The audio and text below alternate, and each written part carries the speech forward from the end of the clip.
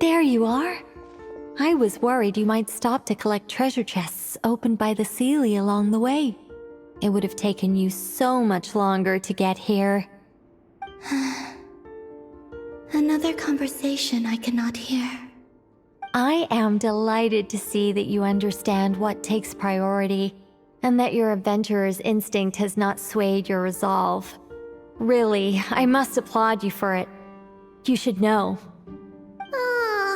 Paimon's head. Okay, I'll try and keep it short. My senses are telling me that this is where we shall find the entrance to the ruins. Oh, cool! Well, what are we waiting for? Let's open it up and see! Patience. This was a sanctuary of great importance to the Hyperboreans. A special process is required to open the gate. Oh! Like the place that housed the Eternal Moon's marrow? Okay, so what's the plan? Need us to do anything? And just the short version, if you can. Ah, alright then. I was planning to start with some background on the invention of these techniques. Are you sure you don't want to hear it? It's quite informative. Remember what you were saying about priorities? Fine. Simply put, we need 3 human representatives to successfully undergo a process of Kuvaki resonance. Think of it as a test from the 3 moon goddesses to see if the entrants are qualified, with the most recognizable qualification being Kuvaki. Pretty sure Lauma would ace that test. Oh, wait. But we need 3 people. I also have no doubt that the Moon Chanter would be qualified. But we would need 2 other people with the same constitution. Therefore, the most feasible method is not so much to follow the rules, but to figure out how the test functions and find a workaround. I've done some research, and it turns out the mechanism is rather crude. We'll simply need humans to stand before it who have sufficient Kuvaki energy within them. I'm with you so far. How do we get the Kuvaki in them? The easiest way would be transfusion. Take some Kuvaki from nod-krai's soil, put it into the bloodstream, and get it circulating in the body. So we're going to cheat on the test? Precisely. There are other methods, but this is the simplest one. Cheating the system is much easier than trying to hide from it. Huh? Ah! Sorry? Does the idea of cheating upset you, Miss Lauma? No, that's not it. I suddenly had an idea. Oh, what is it? It's about Moon Prayer Night. I figured out a way for Kutar to join in the festivities. Huh? But as Paimon said, we need to have our priorities straight. Let's get back to the test. I'll follow up with Nefer on the festival arrangements. Oh, okay. Anyway, is this really the best method we have? A Kuvaki transfusion sounds dangerous, no matter how you slice it. If you think that's dangerous, wait till you hear the other methods. I'd be more than happy to go through them if you'd like.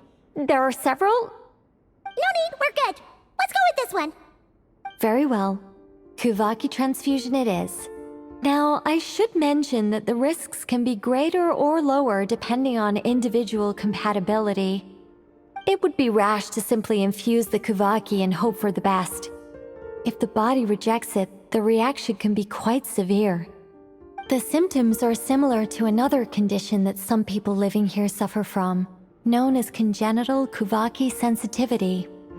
So, before we execute our plan, I will perform a simple test of my own to see who is compatible and who is not.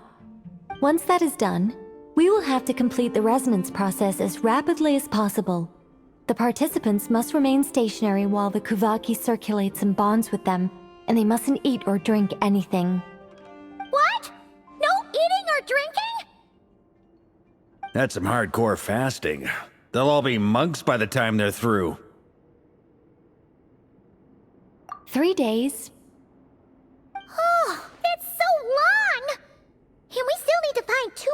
people who are not just compatible, but also willing to volunteer. Fasting? What are they talking about?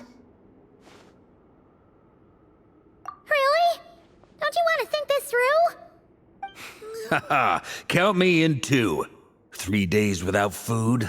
I can handle that.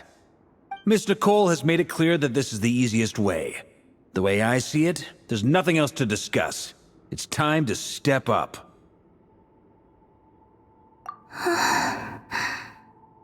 Yeah, you're right.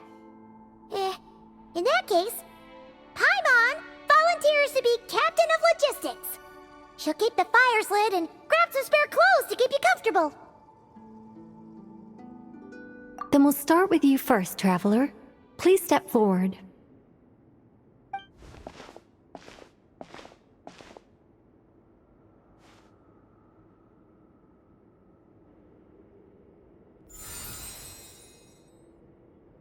How's it going? Do you feel anything? How about now?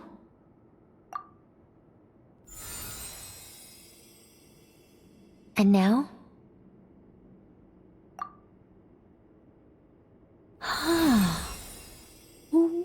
What about now?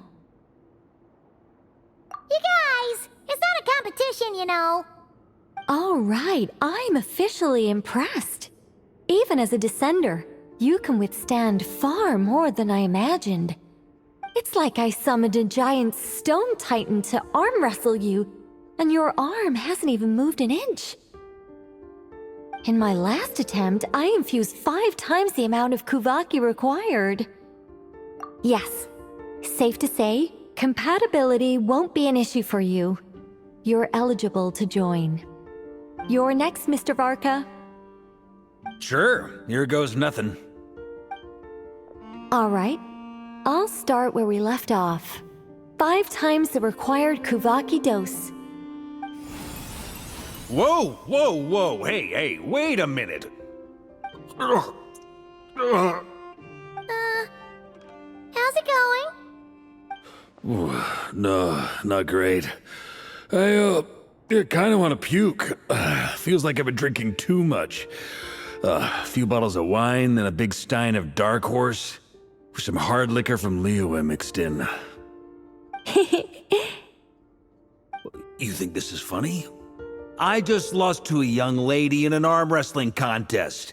I'm never gonna live that down. My apologies. I'll lower the concentration and try again. Oh. How's it going now? I'm not as dizzy as last time, but I can still feel it pulsing around. In that case, you wouldn't be an ideal choice, Mr. Varka. Let's try someone else. Okay, let's go ask some of our other friends then.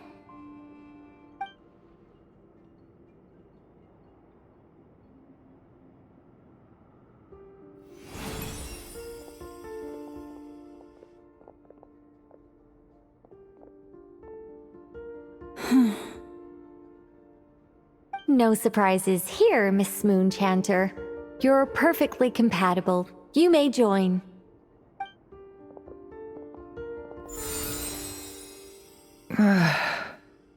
I'm getting a slight headache. Shame. You were so close. Whoa, I'm itching all over. Allergic reaction. We can't have that. Huh? Well, are you gonna start a what? The Hexenzirkel is an organization that cares for and protects children. We will not have them do dangerous things. Not even tests.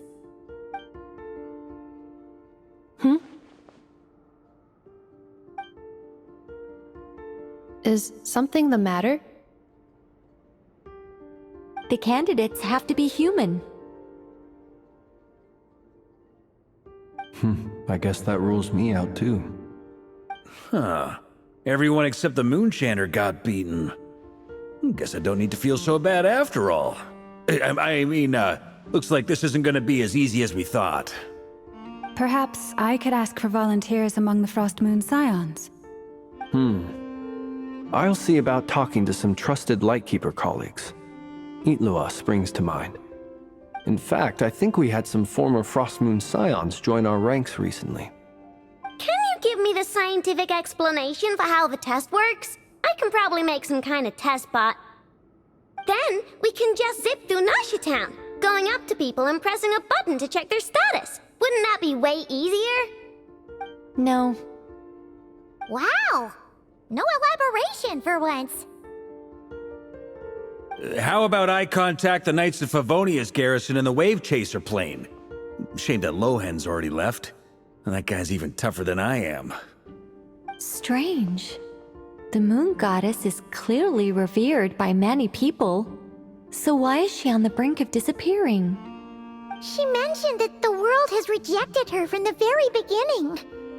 And when we fought the Reikir of Solnari, it seemed like she exhausted her power for our sake. Also, Paimon's not sure revered is the right word for how people feel about her. Gratitude, certainly. For my part, anyway. It's basic reciprocity. She helped us, so she deserves our help in return. Yeah. Even though she looked like she didn't care, she still saved a ton of people, including me. A review of the relevant data leads me to conclude that Miss Columbina is a good person. Yep, you bet! They really think so? I'm super surprised that Columbina isn't her actual name, though. I think it really suits her. It's light and graceful and... yeah, just a really pretty name. I know, right? Unfortunately, that's not our decision to make. Columbina. That was the code name the Fatui gave me. But it also came up in the song I heard when I was born. But... is that really all there is to it? What do I truly think of my own name? Is there anyone left who will still call me by that name?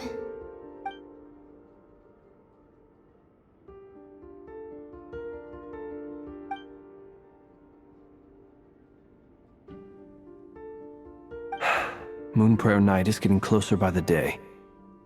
We're running out of time. We need to look for other candidates. Then allow me to try. Huh? What are you doing here? You contacted your friends via the Adventurers Guild. Sandrone has been keeping an eye out for something like that, so she informed me. Since I have the ability to accommodate a moon marrow, I should prove to be a suitable candidate. Arlecchino. When can we begin? I see. We can begin right away.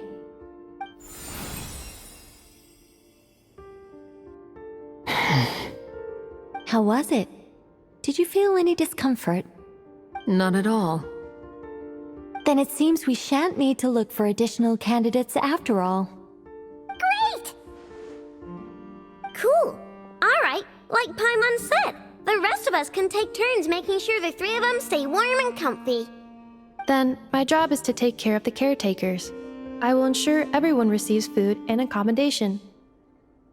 I'm ready as well.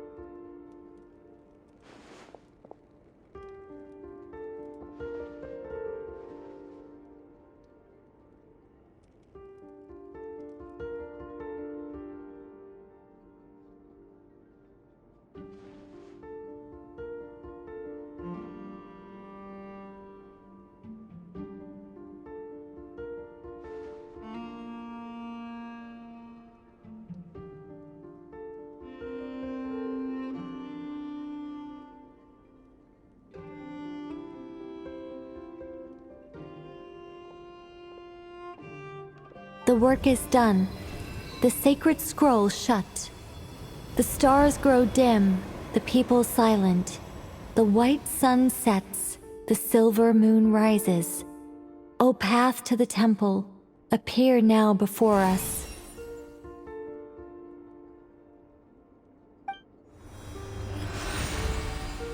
Wow! It really opened! So that's what all this is about. They've been trying to open this gate. Come, let us enter. It might be best to eat something first. Take care to chew properly and swallow slowly. It will give your body time to readjust to the digestion process. They will head in soon. They will need to enter this gate.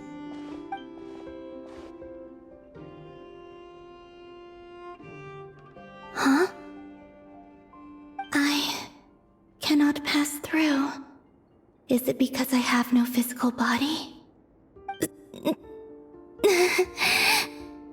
It has been 3 days. My strength has all but completely faded. Can I really hold on until Moon Prayer Night?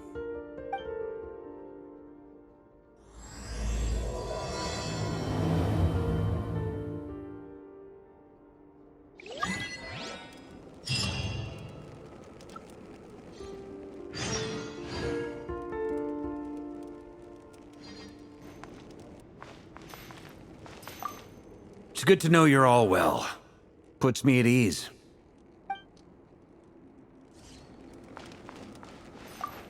I have confirmed that you are all in good health. With that, my work is now complete. Congratulations are in order.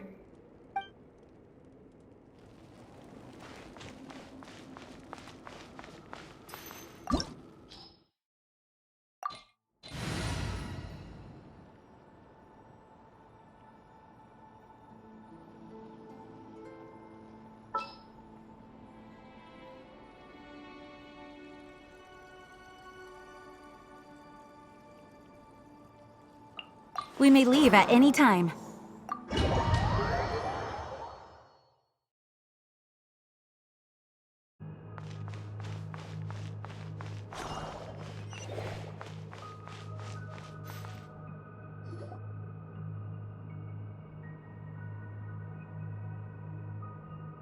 Are these people...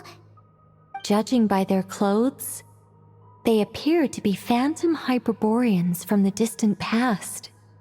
That could mean they have some clues about the moon goddess's name, right?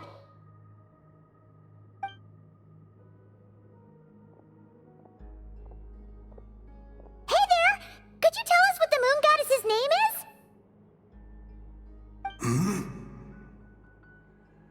Sorry. That's probably a weird question, huh? How do we explain this?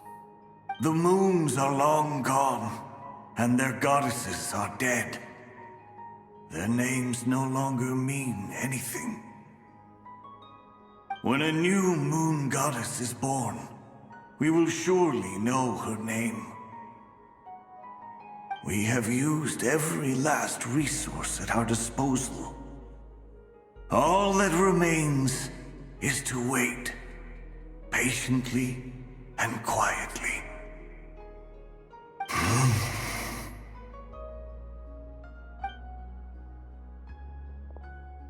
Were the people of the past all this devout? It looks like this phantom doesn't intend to converse with us any further. Surely the new moon goddess he speaks of must be Columbina. Alas, Kuthar's birth came long after the age in which he lived. But, maybe if we find a phantom from a more recent age, they might know Columbina's real name. True. Keep an eye out. We should be able to tell which era they're from by the clothes they wear. Yeah, you've been pretty talkative this whole time. What changed? Oh, nothing. I'm fine. You all make good points. When the Hyperboreans speak of moon goddesses, they mean the three from truly ancient times. I can't imagine they would know anything about our current moon goddess. There once was a time when the moon goddesses blessed them greatly and protected them from harm. So, when the war between the gods and dragons plunged the world into chaos, it seems they looked once more to the moons for help, praying for a new goddess to be born. Yeah, that checks out. Let's continue on. Who knows what else we may discover?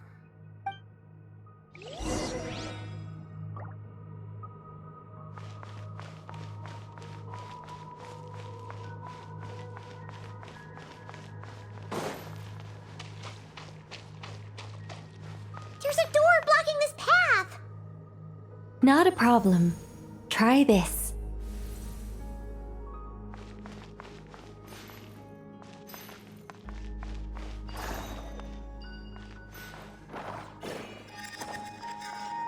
Whoa! How did that door suddenly collapse? This device was maintaining the door's integrity. Remove the core, and the device stops working.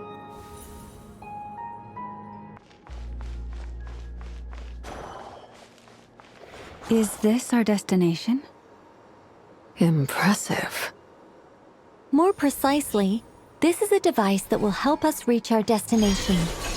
Let's go. We still have a long distance to cover.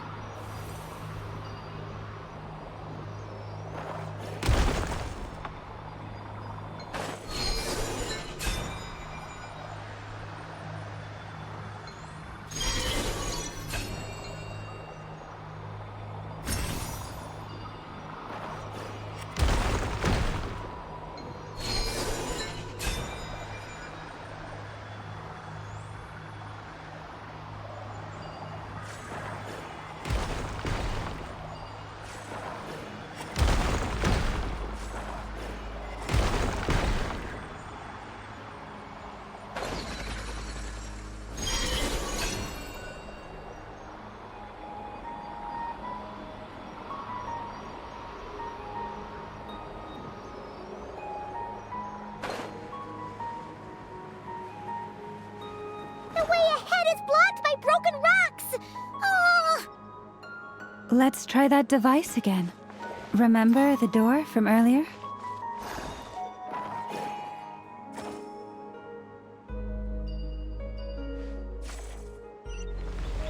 Huh! So it works in reverse, too!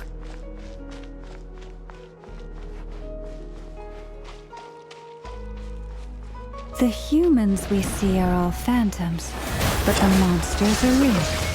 What a fascinating place. There'll be plenty of time to admire it later.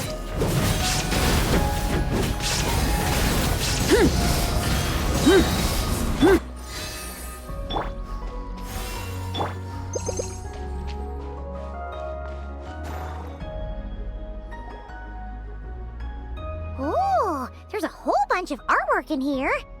Seems pretty old. Nicole, this is probably your area of expertise. What do all these paintings mean? Let me see. To understand these murals requires some knowledge of the history surrounding the War of Funerary Flame.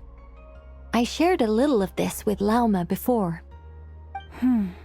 Yes, I think I follow. The dispute between the Moon Sisters, the transformation by Nibelung. Oh no, it's no trouble. I'd be delighted to share the tale again. Alright then.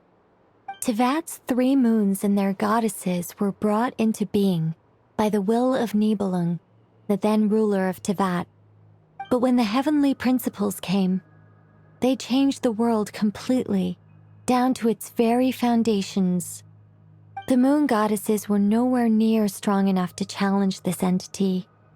But the heavenly principles did not view them as heretical entities that had to be removed. Essentially, the 3 moons existed to keep this planet alive and operational, which did not directly conflict with the heavenly principles' aims. Nevertheless, the inherent precariousness of this arrangement would soon be revealed. Nibelung returned. Yes. He did, and thus began the War of Funerary Flame, a battle for dominance between Nibelung and the heavenly principles. discord would soon emerge between the three Moon Sisters. One would voice the opinion that they should follow Nibelung, for it was he who first hung the moons in the sky. Another would argue that taking sides in the conflict would only bring the world closer to ruin. There was no telling where it would lead, especially since their creator had returned, bearing the perilous power of the abyss. Nibelung would eventually discover their disloyalty. He had all three imprisoned before transforming the moons into weapons with which to fight against the heavenly principles. What? Weapons? Yes, the very moons that had once defended the planet became instruments of death and destruction, striking terror into the hearts of all living things. And although the heavenly principles and the three Moon Sisters had once been at peace, it now seemed that the moons posed an unacceptable threat to Teyvat. It is possible that the heavenly principles did not know of the goddess's imprisonment. If so, the weaponization of the moons would surely have been viewed as an intentional breach of the peace agreement. Regardless of who knew what, when, the heavenly principles shattered two moons and flung the other beyond the skies. Whether the goddesses managed to escape Nibelung's captivity after his fall, nobody knows. But this much is certain. From that day on, the moons no longer belonged to Teyvat. The rejection slowly drained their power until eventually they passed away. So that's the full story. You say the moon ceased belonging to Teyvat from then on. Why then would Columbina be born here? That is perhaps due to the lingering connection between the Frost Moon, which was not shattered, and this world. You could see it as the three sisters' dying wish. They never desired war. All they ever wished for was to protect this land. I see. If the final fate of the three goddesses is as you say, then Columbina faces the same grave danger. Our investigation has yet to bear fruit. We must hurry. Yeah, you're right! Let's keep going!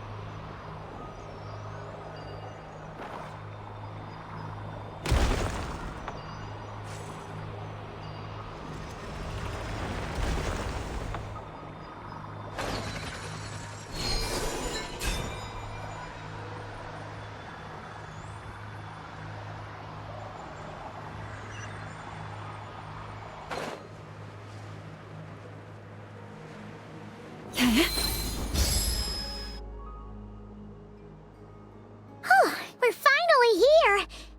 Guessing we'll need to activate this thing? Indeed. I was a little worried about that at first, but as we got closer, I sensed that the Kuvaki within it flows unimpeded. It should be functioning normally. The only issue is how to activate it. It's looking a little worse for wear. What about the cores from some of the other devices we've seen? Can we repair it using those? In all likelihood, yes. I imagine that would have been the Hyperborean's backup plan. Let's look for some cores.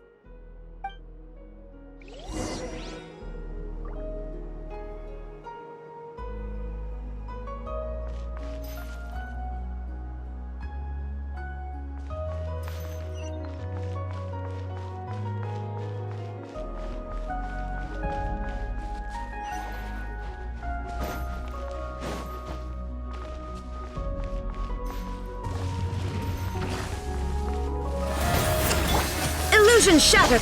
Light it up! Pyroclastic surge!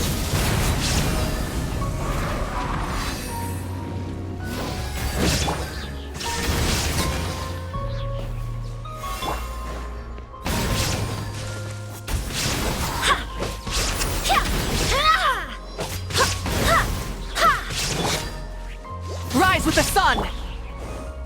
Forest, protect us.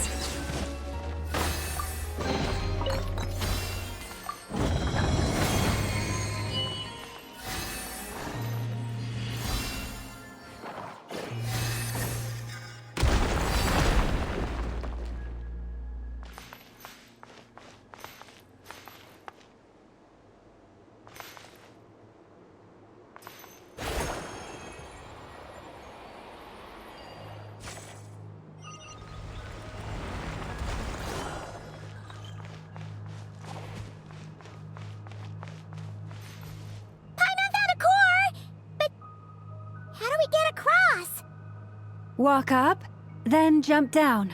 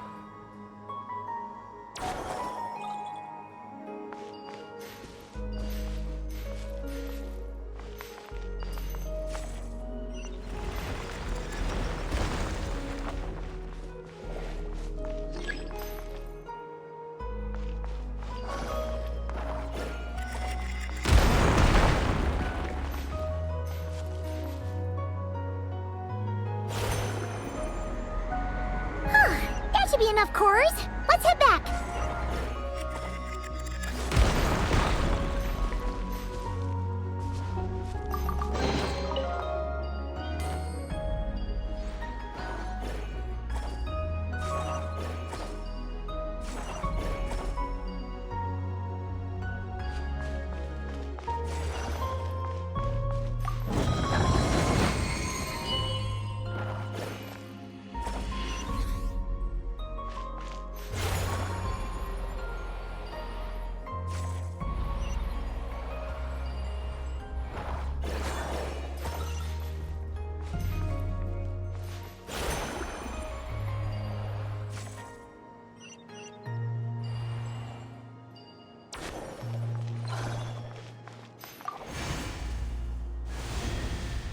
The device is up and running. It's hard to believe that the ancients were capable of constructing such things. Paimon sees our destination! It's right up ahead! Yes, let's go.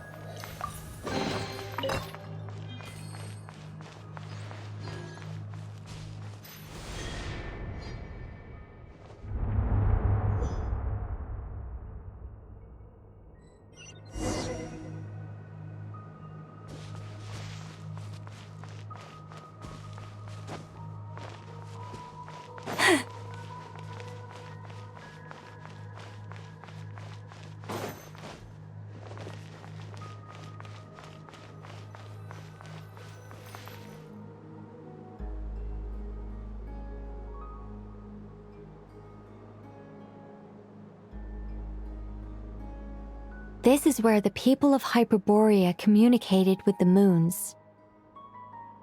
We need only place the moon marrow upon this platform on Moon Prayer Night, and we shall be able to open a portal to the moon and send our moon goddess back home. The assumption being, of course, that we can find her first. That's right. You want to know if it's safe there, don't you? And yet, she has no choice but to return. You know this. That's not the only only issue here. This is the end of the line, right? We've explored everything we can. And despite looking at historical artwork and talking to people from Hyperborean times, we're still no closer to learning Columbina's name. If it's not too much trouble, could you tell me exactly what Alice said to you about finding her name? Oh, sure. What she said was... Then your first job is to find it. As a moon goddess, I'm sure she must have a name she identifies with. Neither Columbina nor Kutar is her true name, and she's never really accepted either of them. Is it not also possible that she has never had a true name? Not at any point in history? That would be a hard pill to swallow. But at this point, we may have to accept that that is the truth. No one knows how she came into being, and she certainly doesn't have parents in any sense that we're aware of. Perhaps she was never granted a name at all. But does that mean there's no way to get Columbina back? She's just gonna disappear and there's nothing we can do about it? Huh? Wait, why all this pessimism? Was it the way I phrased this question?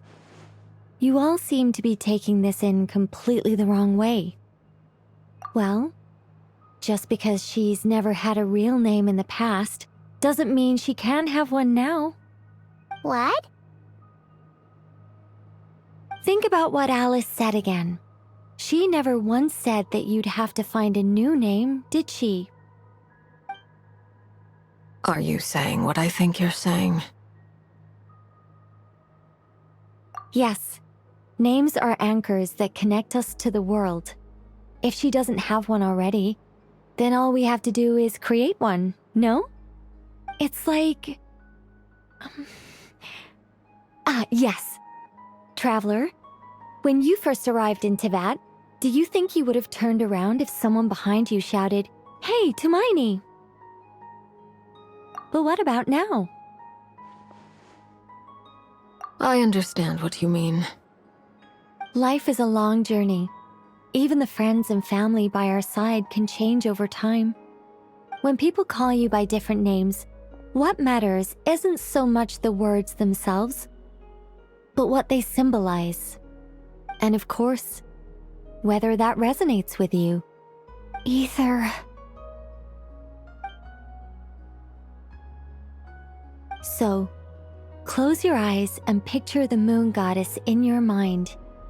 If you were to call out to her in this moment, what would you say?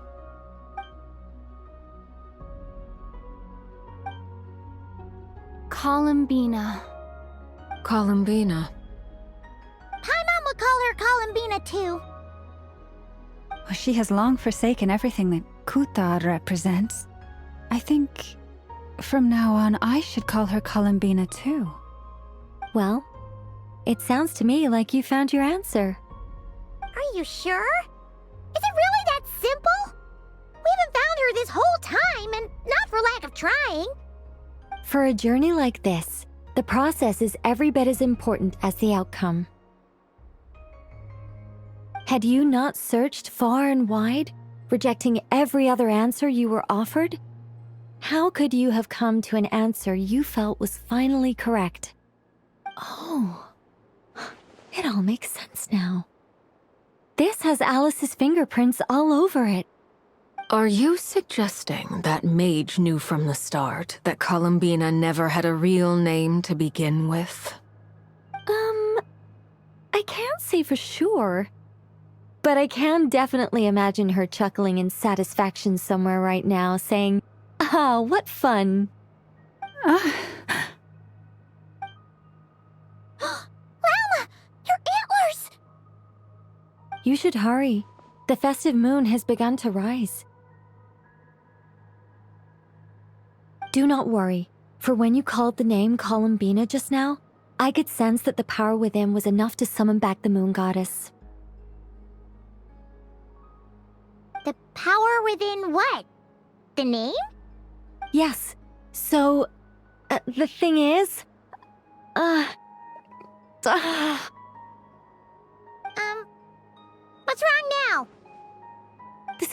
annoying.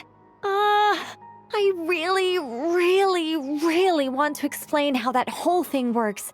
Starting from the founding principles of Tevat and... Oh, I could talk about this for hours. But... Deep breaths, Nicole. Deep breaths. You're an angel. A sober, sensible, solemn angel who has her priorities straight. Okay then. Sorry for asking. Clearly a bad call on Paimon's part. Anyway, you all need to hurry. Last thing, remember how it felt when you called out that name. Then it is agreed. By the name Columbina, we shall find her. Then we'll throw her the best Moon Paranite party ever! And at last, we will send her home.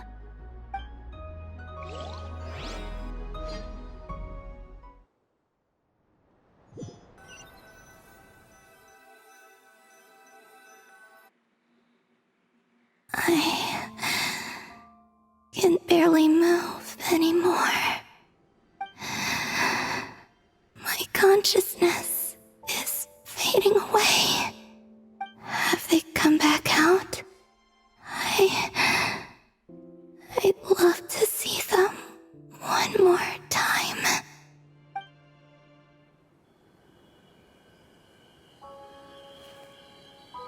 They didn't make it.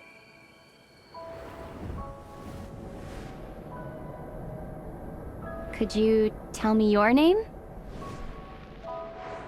My name is... Columbina!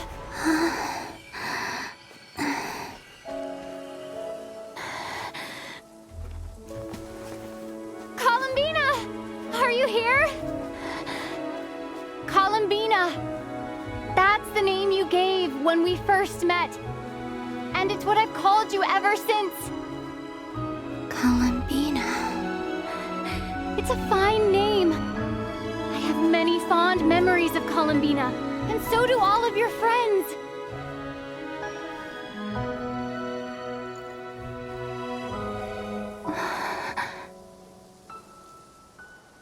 If you like this name...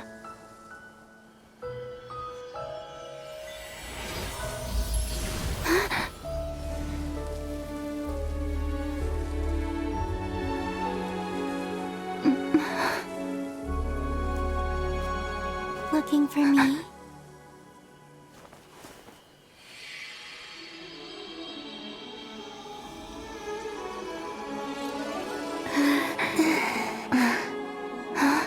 I like it.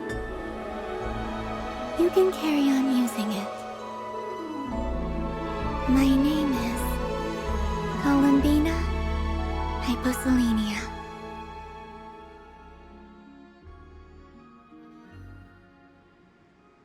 Columbina Hyposelenia. That's a wonderful name. I never thought that Columbina would become my real name. But after I met you and my other friends, the things that this name stood for slowly began to change.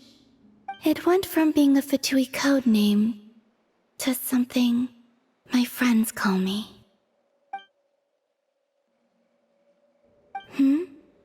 What is it? Why aren't you saying anything? I'm just so happy for you. Thank you. So, where's everyone else? We can go and meet them very soon. Everyone went to different places to try calling your name. Great. I'd like to thank them as well. Everyone's done so much for me. Searching for my name, entering those ancient ruins. Huh? Wait, so you were... Yes, I was there. Not physically, but my consciousness was still holding on. I followed you the whole way. Starting from when? You turned around and called out my name while you were in Nasha Town. Do you remember?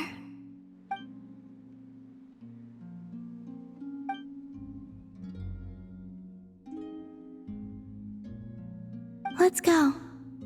We don't want to keep them waiting. Sure. In that case, come with me. But... Hmm?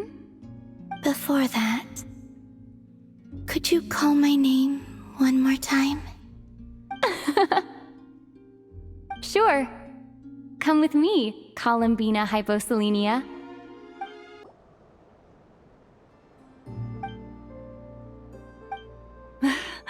Columbina! Oh, this truly is wonderful. Llama, I can't breathe. Ha ha! Just in time for Moon Prayer Night! It's good to have you back, Miss Columbina. Yeah, we were worried sick. Thank you, my friends. With your help, I now have a name that belongs to me. Columbina Hyposelenia. Where's the second half from? You added it yourself? That's right. It means... Born beneath the moon. Yes. And by extension, it can also mean born beneath this world. A fine name. Now, as much as it pains me to interrupt this beautiful reunion, I feel obliged to remind you that the Moon Prayer Night celebrations in Nasha Town have already begun. Don't you want to enjoy the festivities? There's so much to see and do.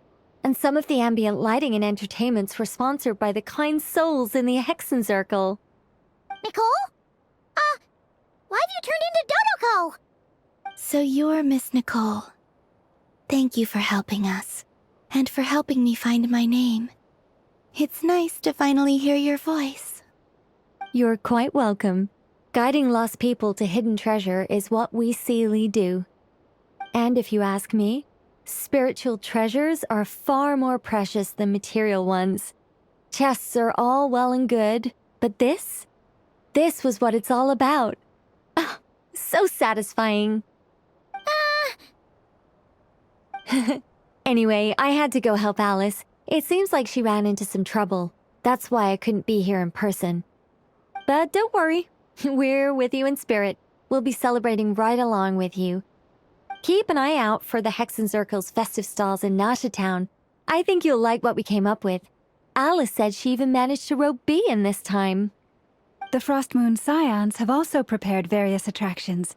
I believe Aino and Effa and their crew are setting things up as we speak. On that note, Nefer, about that request I made. It's all in hand. Yehoda is on site to ensure that everything goes off without a hitch. Wonderful. In that case, Traveler? Huh? Come on, Columbina. It's time to celebrate the best Moon Prayer Night ever.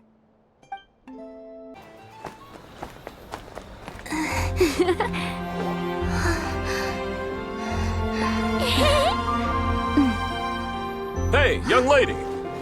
Would you like some Moon Prayer Night candy? Happy Moon Prayer Night! Oh, yeah, I almost forgot to say. Welcome home, Moon Goddess.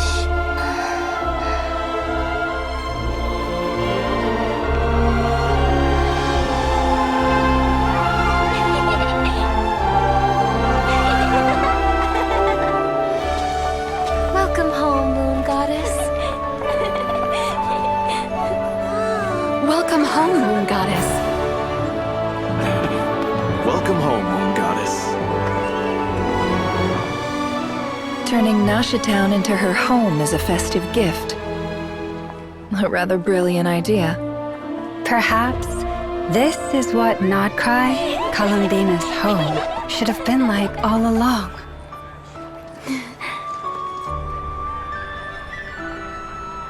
Thank you for the gift. I like it a lot.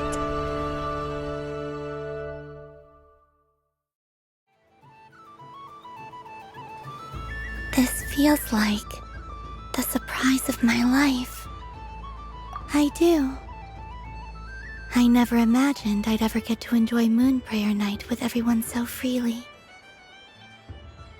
If you're happy, we're happy. Quite a strategy you came up with. Hide the tree in the forest. It's not your usual style, Lauma. Is there something about Moon Prayer Night that enhances what's in your head as well as the antlers on top? Apparently so. It even inspired a perennial penny pincher to use their resources for a greater cause. It truly is a magical festival.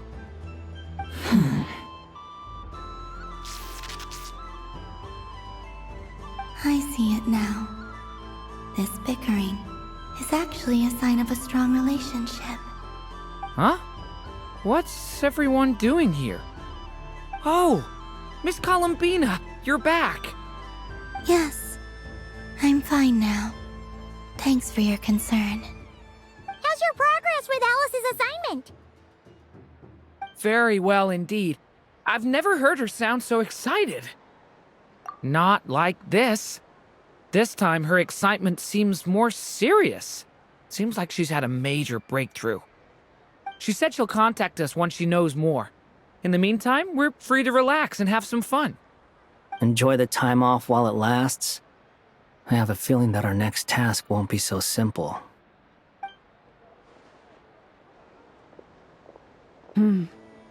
I should go. I still have a few things to attend to at the Frost Moon Scion stall. And I think I'll take a look around. With any luck, this once-in-a-year festival will come with once-in-a-year opportunities. Hold up a second. Where's Varka? I believe he made a beeline for the flagship the moment he entered Nasha Town.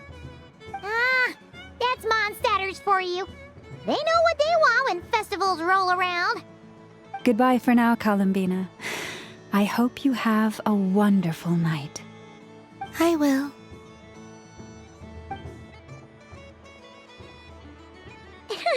Well, in that case, don't just stand there. Get out there and have some fun. You'll definitely get a warm welcome at every stall. Oh, also, take this map with you. It's a guide to the festival. The Frost Moon Scion stall is over here. Lauma's invited a whole bunch of cute animals to celebrate too. Over there is the Hexencircle section. Alice seemed more excited than anyone about this festival, so she insisted on making it a grand affair. Oh, and then there's the Nasha Town local specialties, including... Actually, forget that. Better if you go check them out for yourself. Thank you. It looks like a lot of fun. You're not coming with me? We'll be around. But don't you want to browse by yourself for a bit first? Yep. If you find something you like and want to try it out together, just give us a shout. We'll be right with you. Otherwise, just relax and enjoy yourself. There's so much on offer, so try to experience as much as you can. And don't forget to stuff yourself with all the delicious festival food. All right then. Off I go. Where should I go first? This must be the mage's stall. It feels like I've entered a fairy tale. How...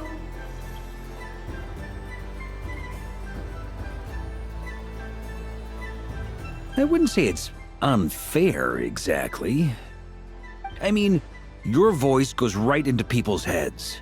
How would you explain that to the kids? You can't just explain it away as magic. Is something the matter? Ah, Miss Columbina! No, nothing you need to worry yourself about. Ah, impeccable timing. Stick around for a second, Miss Columbina. I need your input on something. This self-proclaimed Knight of Justice has yet to give me a satisfactory answer. I, for one, would like to hear your verdict on the matter. Hey, now, I left the flagship just to help you out, Miss Nicole. What's going on? So Alice and I are both using long-range remote control spells that work on similar principles, allowing us to attend this festive fair in Dodoco form. Sorry, let me backtrack a little. While similar, there are some key differences. Alice, being a great mage, wanted her Dodoco to reflect something of her own charm and mystique, so she adjusted the way its tail moves when it spins around. An entirely gratuitous move, in my opinion. I hardly see how anyone is going to notice that. If anything, I'd say that anyone who stares intently enough at a Dodoko's tail to notice such a small detail is someone we ought to be highly concerned about. I only say this to emphasize that my question has nothing to do with tails. Now that we're clear on that, why is Alice's Dodoko permitted to interact directly with the children celebrating Moon Prayer Night, while mine is not? Your voice speaks directly into people's minds. See? Exactly what I said. Miss Nicole? Ugh, I can't stand it. I know that probably makes me sound like a whiny child acting out in front of their parents. And it's a little embarrassing now that I think about it. But hey, I said it now, I can't take it back. That would be even more embarrassing. Also, don't go reading too much into that analogy. It was off the top of my head. I'm actually an awful lot older than either of you. Miss Nicole, are you saying that you'd like someone to play the game you've prepared? I'm not so invested in that. It's just something cobbled together using items I borrowed from Alice. She probably didn't even make them herself. The point is, I want to know everyone's thoughts after they receive their prizes. But as you've said, I can't just ask. I've been biting my lip for so long, and I've had no one to vent my frustrations on. I thought this was going to be a nice, straightforward festival where I'd get the chance to guide people to treasure. Well, can I play? I can't guarantee that I'll win a prize, but... You will? I'd like to try. Then what are we waiting for? Let the game begin! It's like they forgot I was ever here. Ha ha ha ha.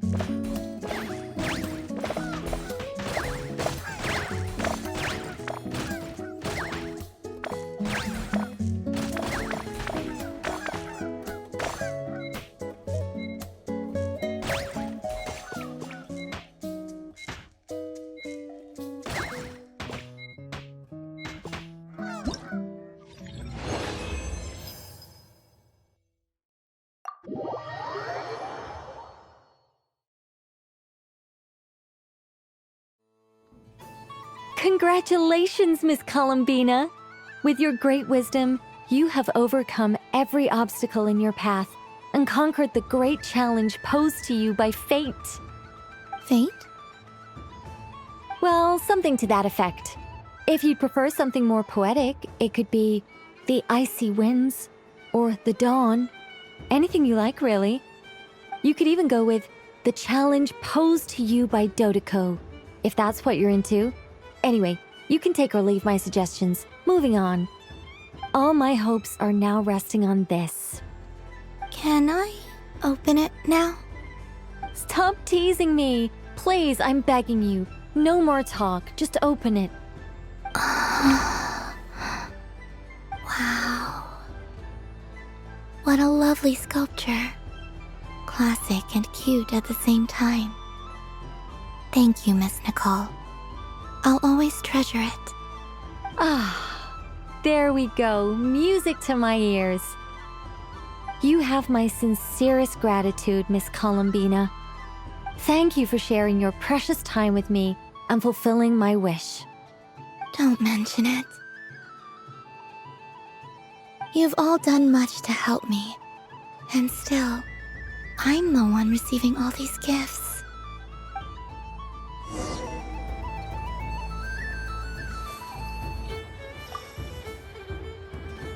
A soft and furry creature that bounces and jumps. Welcome home, Moon Goddess. This one talks, too. Allow me to introduce myself. I am a Dodoko from a distant archipelago, the most mischievous of all my Dodo brothers and Dodo sisters. When the going got tough, I powered through, and when I met obstacles, I boomed them away. That sounds like a lot of fun. Doesn't it just? Oh, but then the trouble started. Recently, I found a lovely beach, the same beautiful jelly color as my hometown, and so I dove in to have a look. Only to find it overgrown with seagrass and nasty little spiky fish everywhere, looking to turn me into a Dodoko kebab. I made it back to shore by the skin of my teeth, but my tail was sorely hurt. Couldn't you just boom them away? Oh, I wanted to, believe me. But I've heard that you, Moon Goddess, can understand animal speech. The last thing I wanted was to cause a gigantic fuss and get taken to court by a school of spiky fish. I'd be driven out of these waters for good, and my winter holiday would be ruined. And so, dear Moon Goddess, I was wondering if you might lend me your allegiance. Are you roping me into a crime? Oh, let's call it a once-in-a-lifetime carefree adventure. Does that sound better? All the festival goers tonight are dressed up as the Moon Goddess, but there's nothing to say that the Moon Goddess can't disguise herself as a Dodoko, is there? Besides, this is your home. You should be free to be whoever you wish. I'm afraid I'm not well acquainted with Dodokos, Madam Mage. Oh, that's quite all right. We Dodokos are innocent, happy creatures with a free-spirited nature. Many, like myself, are mischievous troublemakers. Others are lazy souls who like nothing better than to lie down on a nice rock and take a nap.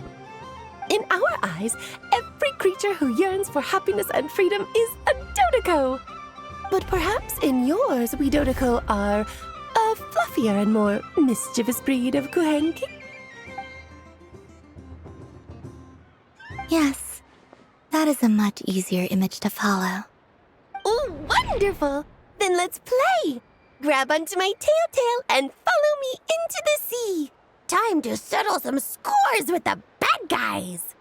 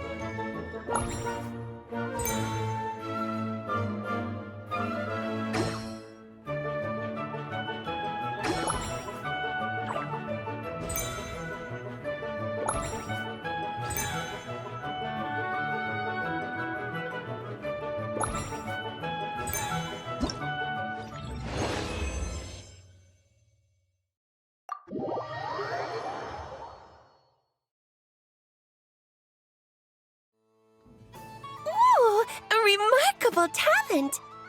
So, what do you make of it? The use of Jumpy Dumpties doesn't come as naturally to me as Kuvaki. But their unpredictability makes it fun. I think they call this... novelty? Indeed! And how did it feel blowing those pesky nuisances away? Not bad. Any guilt? What do you mean? Oh, wonderful! Lovely answers to all 3 questions. You've passed the safety test. Now I can give this special bomb to you as a souvenir. Remember, if you find any meanies living on the moon, you can use this to boom them into oblivion. I will.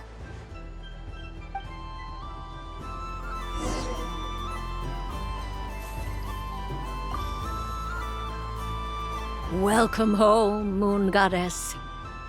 Oh, you're the genuine article. Alice was right. This Moon Prayer Night was worth watching after all.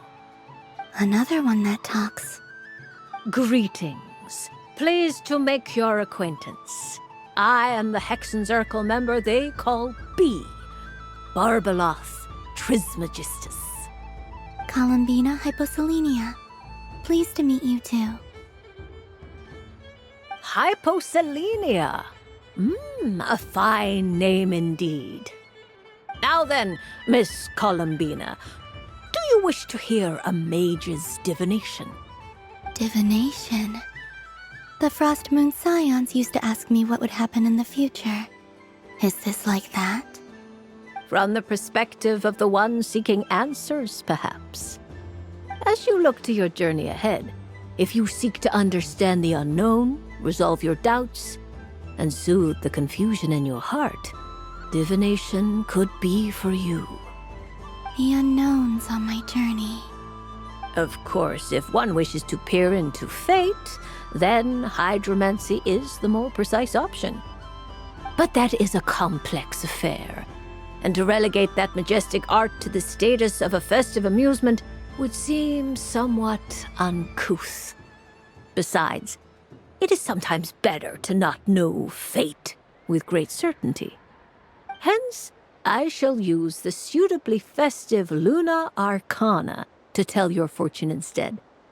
It is more popular with the youth in any case. Lunar Arcana. Indeed.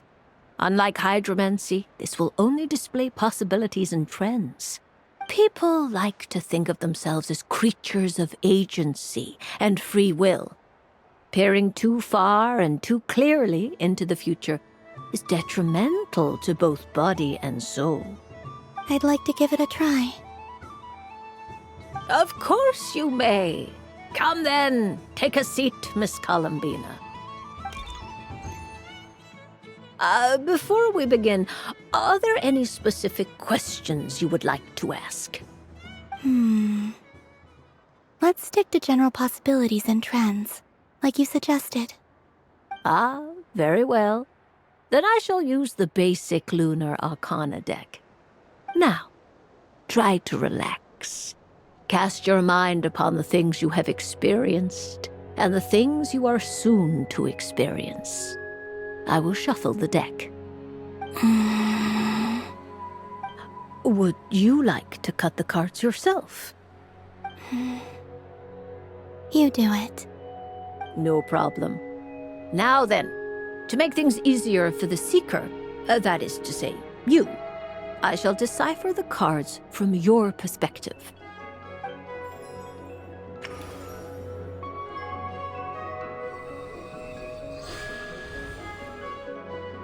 Please, draw the first Lunar Arcana. This Now, draw your second card. This will stand for the past, the sum of all your experiences that have come before. And now the third Arcana. This is the present, your interpretation of the current moment. Finally, the last card. This shall speak of the future, Which... oh. Kuvaki pulse? Fascinating. I've never encountered this before in my role as a diviner. Something has exerted an influence upon this card, causing it to leave its designated position. What do you make of this, Miss Columbina? Perhaps this is the guiding hand of fate in action. Of course, if you wish, you can choose to deny the validity of this card and draw the future for yourself. No, it's fine. Let's go with this one. A bold decision. I must say I'm looking forward to the results. Well then, let us flip the lunar arcana in sequence and see what emerges. Sure. First, Destiny. No surprises here. The card that represents yours is the moon. The moon. Indeed. The moon can represent the truth at some times, but deception at others. False peace, destructive calamity, and the world-changing power that lies within. When the moon is placed on the destiny tile, it indicates that your destiny is not what it may appear on the surface. Instead, it may yet have a hidden side. It symbolizes a journey through the fog, fraught with uncertainty and deception, where one must face inner challenges head-on. I don't understand. Patience, my dear. This is but the first card, which serves as a basis for the interpretations that follow. Our divination will only grow clearer from here on out. Now then, flip the second card, the one that speaks for the past.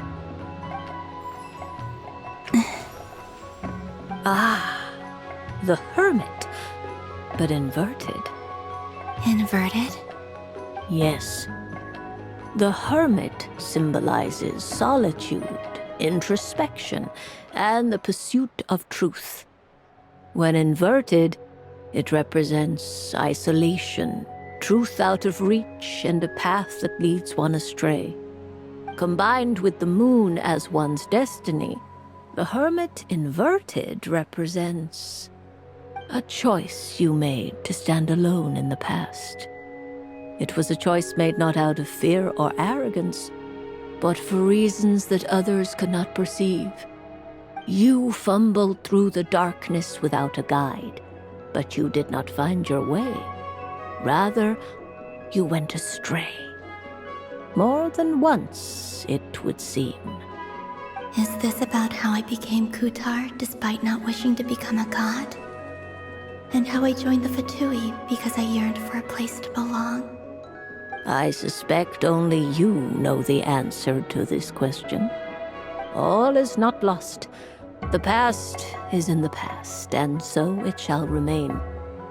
Shall we look into the present now? Oh my. The Lovers. One of the most interesting Luna Arcana. What does this one mean? This means that you have had an unprecedented emotional experience.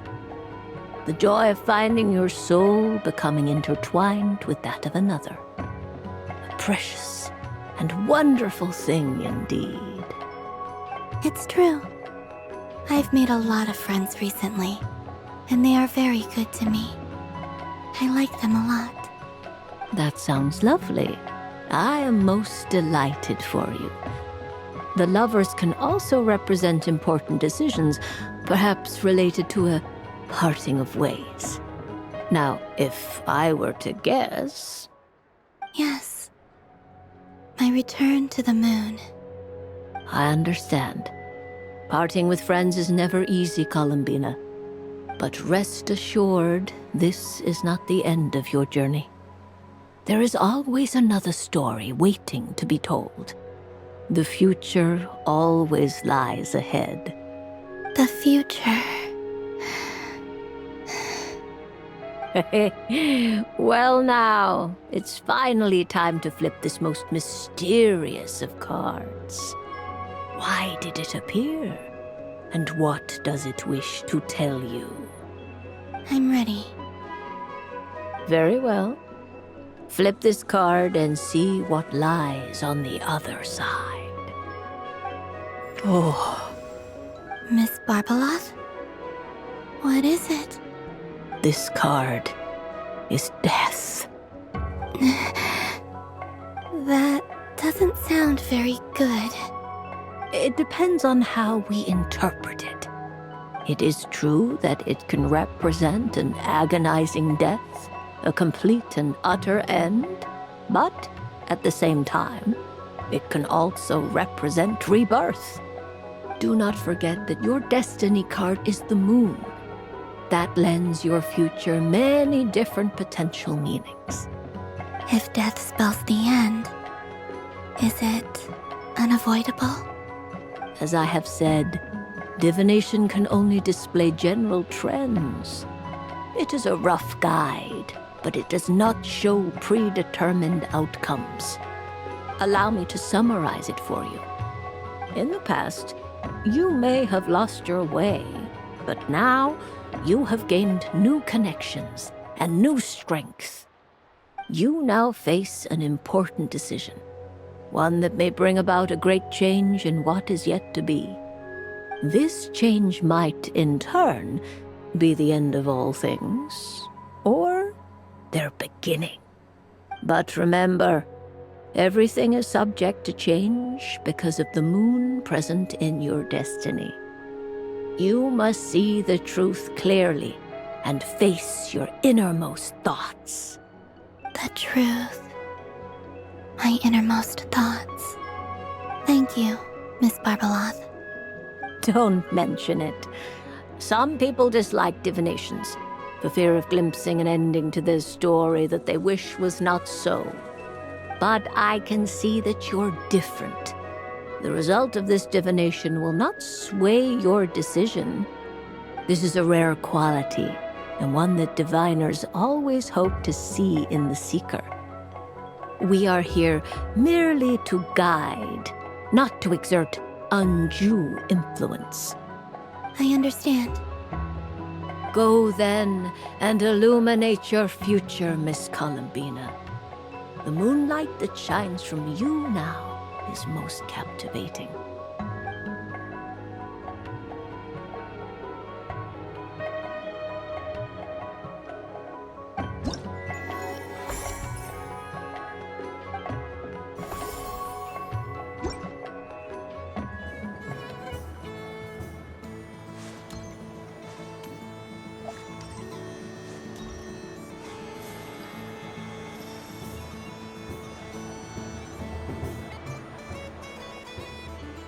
Dodoko's Whirligig!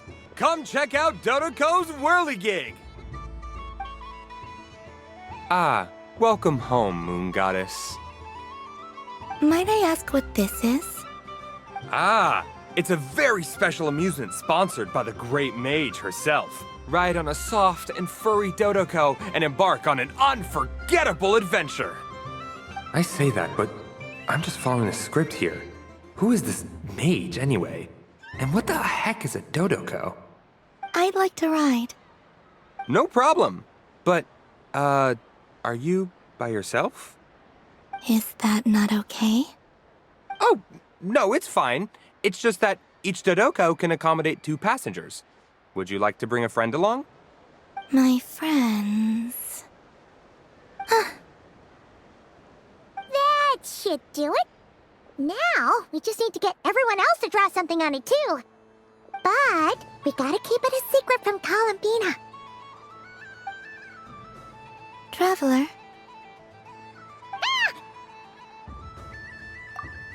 I want to go on that ride. Will you join me? Let's go then. Don't worry. Paimon will do the rounds. You go have fun.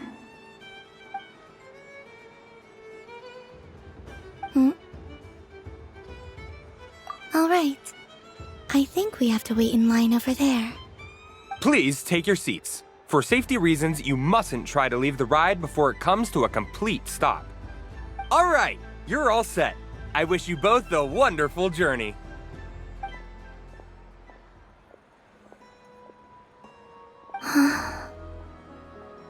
Not bad. It reminds me of riding a moon lane. Sometimes, the Kuhenki circle around me like this, playing their beautiful melodies. Yeah, I'm going to miss them.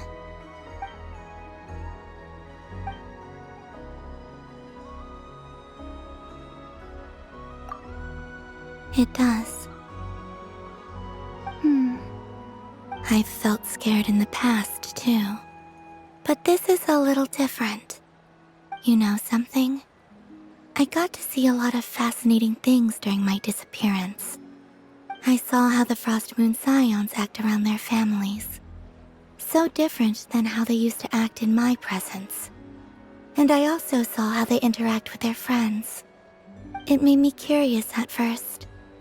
Why do people act so sincere when they're worshipping gods, but save their truest, warmest feelings for each other? Slowly, I came to realize that it's because they trust one another. They know, deep down, that they'll be accepted for who they are. All of it. The good and the bad. I know. I knew it the moment you started calling out my name. What I fear now is the end. I fear losing all this the very night I have gained it.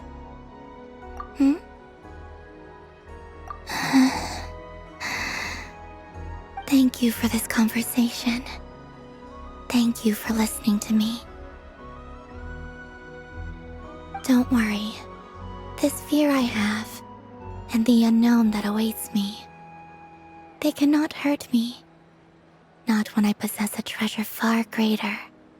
I just want you to remember this version of me, the real me, on this final night together. Dear passengers, Dodoko's awesome adventure has come to a close.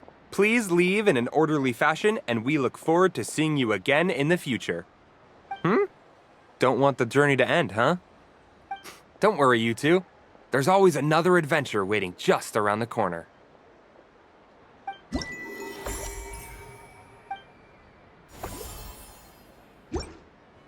So this is the Frost Moon Scions area. It feels very familiar. But everyone looks much happier than usual.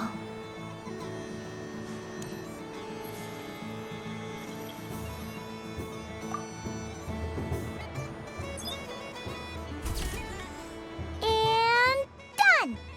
Here, take a look! I think it looks quite funny. Well, Paimon thinks it's super cute. It looks like a silly chic badger and a rhyme-horned deer that's about to fall asleep. Maybe I'll stand on the chic badger's side instead. It looks like we've attracted the attention of quite a few animals. Let's make room for them.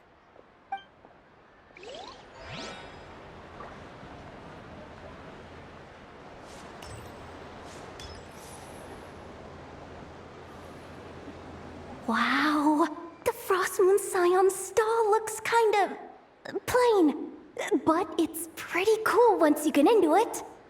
I don't go to Hisi Island much, but it's got that, like, old world cultural feel. And if culture means we get more festivals, I'm all for it! Hello, Yahoda.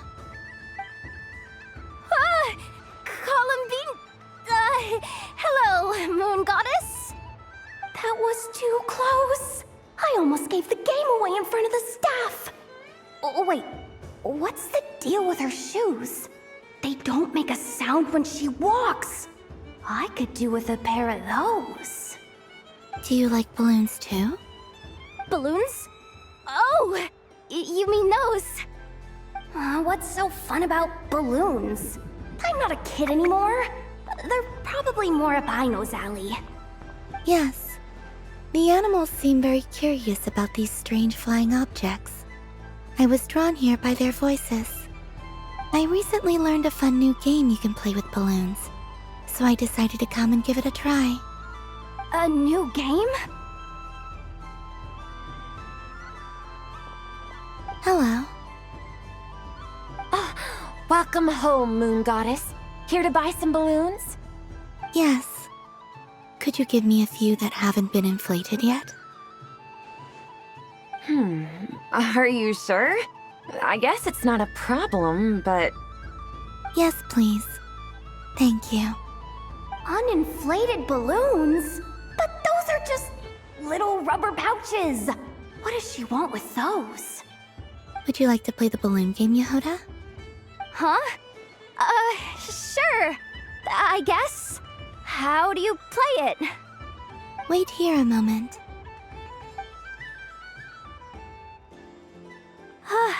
Oh. This is so weird. What have I got myself into now? I thought I saw Columbina nearby. Uh-oh! That's the fourth Harbinger! Although she's helped us out quite a bit, she's good people, right? Is she looking for Columbina? Oh, guess that's my ticket out of here. I'm not sure my heart can take being sandwiched between two Harbingers.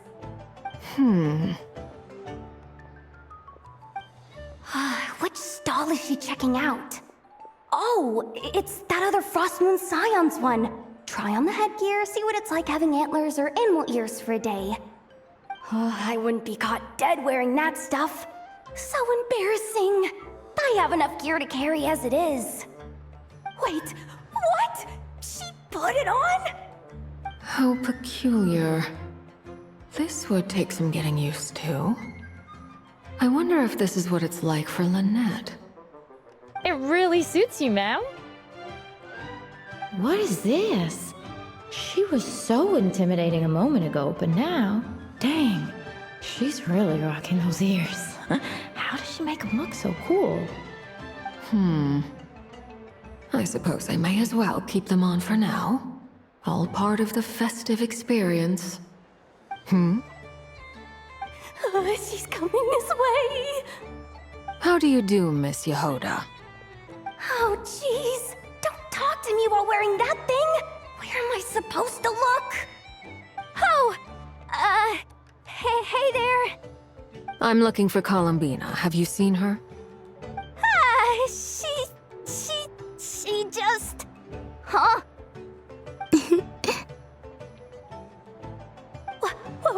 Wait, is that what she meant by balloon game? Yeah. Huh? No fair! How come I get caught in the crossfire? An ambush from the rear? Is this a declaration of war, Columbina? Would you like to play too, Arlecchino? Seriously? Are they gonna start some beef right here, right now? Gladly. That said, I believe there is another who would like to join. Boss Nev! Thank goodness! You've gotta get me out of here! Things are kicking off big time! Hello there. I'd like 10... no, make that 20 balloons, please. Uninflated. What? Miss Moon Goddess, I hope you're prepared to pay the price for assaulting my employee. Welcome to the game, Nefer. Just to be clear, let's keep this a fair fight, okay? No strange powers, please and thank you. Naturally. Don't just stand there, Yehoda. Aren't you going to team up with me? Huh? Do I have to? Of course. Don't forget, the Curatorium has a reputation to uphold. I knew something like this was gonna happen.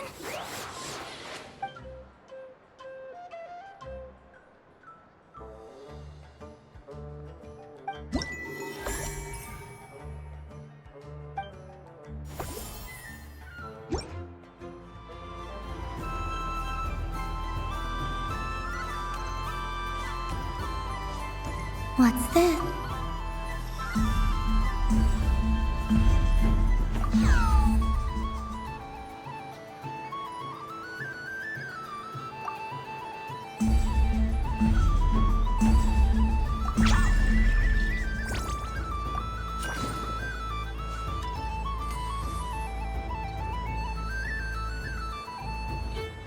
I wish for a never-ending supply of laka berries. What a humble wish. Probably written by a child.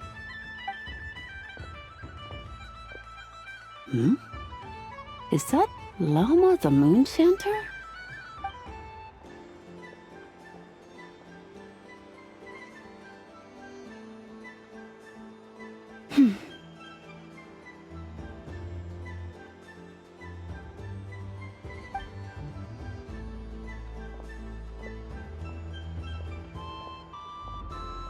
I wish that the long plume ibises would stop biting me.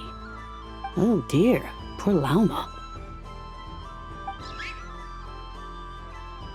All right, I'll write that one down for you.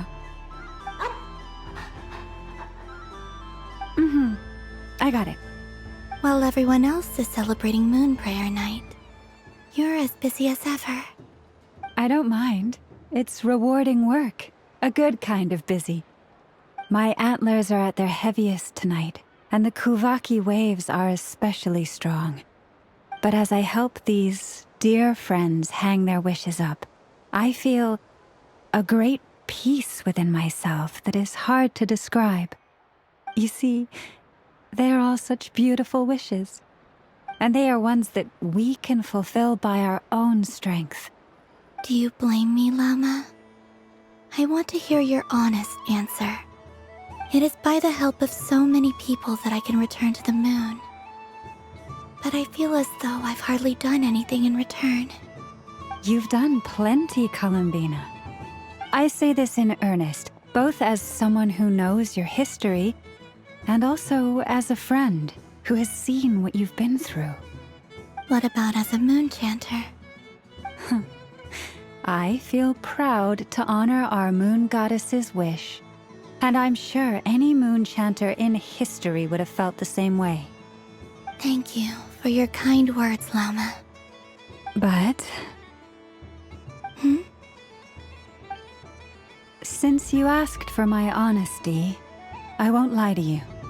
My feelings are mixed right now. Besides pride, I also feel... I suppose it's... a reluctance to let go. Once you return to the moon, we will be far apart and separated by a false sky. I'm sure those of us left behind will gaze up at that sky, yearning for the moon once in a while, just as you used to do. I will miss you, Lauma. I will miss you all. I hope to stay in touch. I will try and find some way to send messages down from the moon. Perhaps you could use Kuvaki. I've heard Yehoda say that signals can be sent using long and short waves, or strong and weak lights. That sounds a little complicated. What if we forget what the signals mean?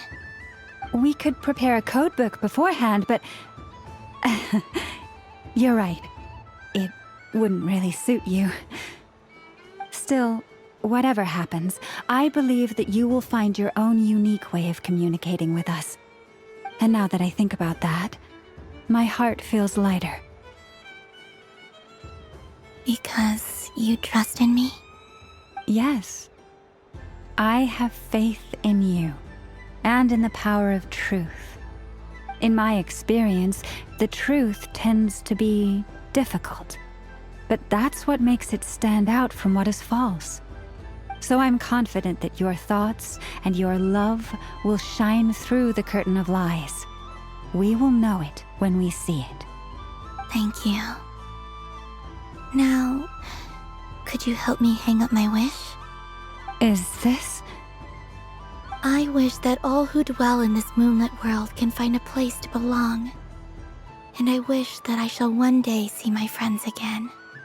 It's 2 wishes. I hope that's not too greedy of me. Not at all. And I think you speak for us all with the second one.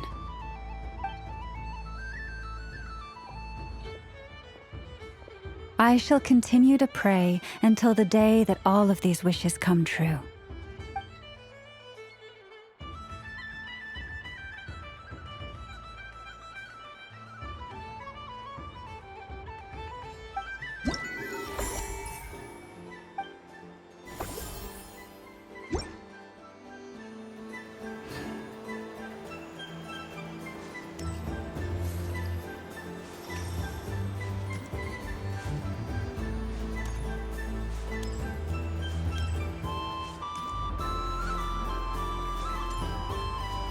There are so many attractions here. Since I rarely get out, I might as well make the most of it.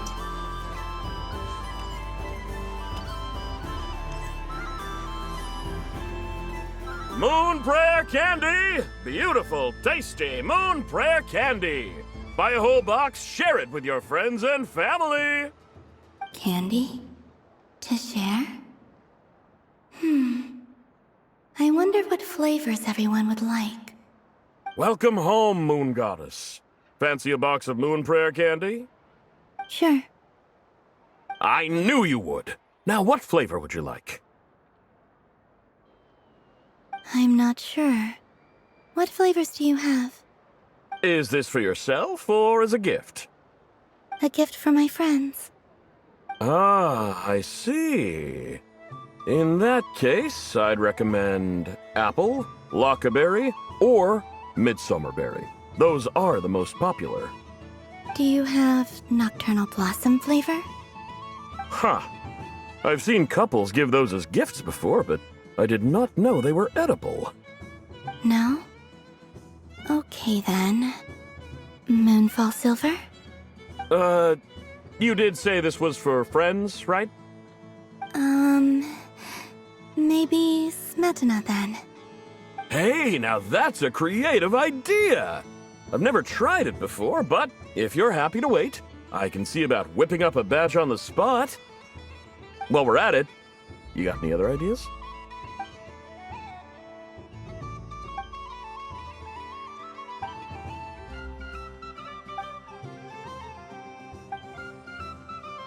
Here you go. Every flavor you asked for is in there. Thank you.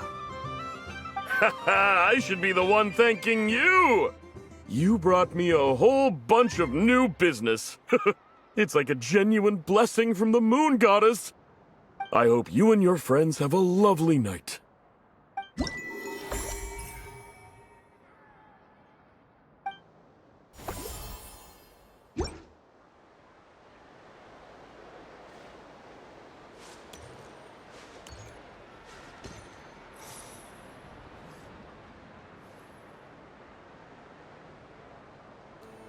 Well, well, look who it is. I heard someone went and disappeared on us the moment we let her out of our sight. They looked all over for you. Frankly, I didn't think you'd be back for Moon Prayer Night. Were you worried about me, Sandrone?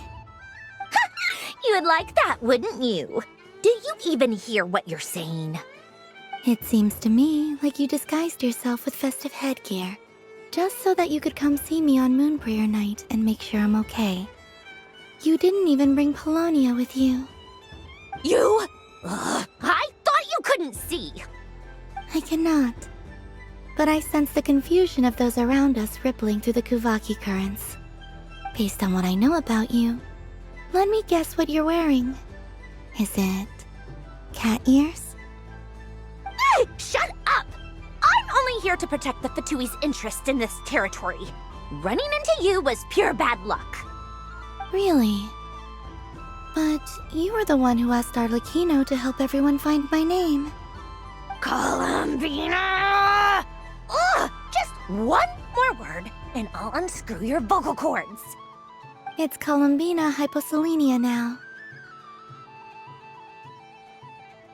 Tell someone who cares. I've missed you, Sandrone. The whole time I was gone, I was thinking. I hope I get a chance to say some ugly words to you. Is that supposed to be a joke? Anyway, let's go play that game. What? You mean that frostfin whale? Yes. It's some kind of game where you get bitten if you step on the wrong tooth. Seems like fun. Who in their right mind would wanna... Because you're not a scaredy cat. Gah! Fine! You wanna play? Let's play. Don't complain when I kick your sorry butt. Lovely. You old geezer! I'm gonna beat the pants off you! Just you watch! I almost forgot. Sandrone? What is it now? You'd better not lose, or I'm going to beat your head in. What? Allow me to demonstrate since I'm feeling so nice. You just step on the teeth, like this.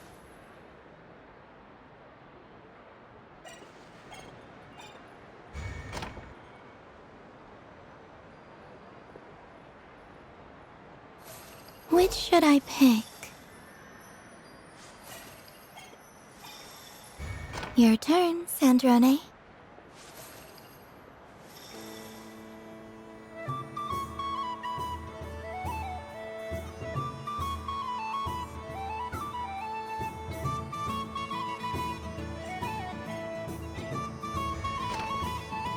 Don't come crying to me if you get bitten.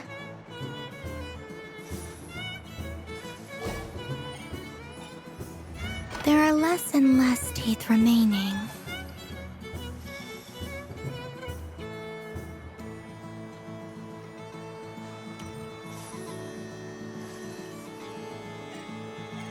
Huh? What's that noise?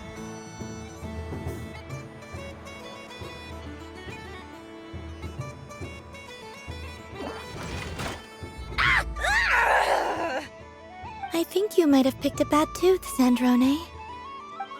Shut it! Do you need any help? It seems like you're stuck. No! It's just a blasted... toy! How is its grip this strong? Stop laughing! All right. Well, you lost. So just like I promised... Hey! What are you doing? Are you seriously? Hiya! Why you... Oh, just you wait!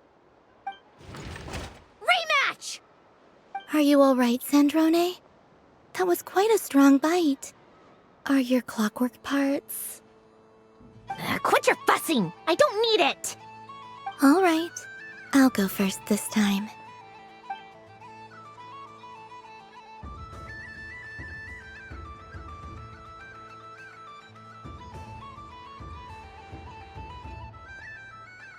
I see it now. She can sense which teeth are rigged. So I just need to avoid the same ones that she does.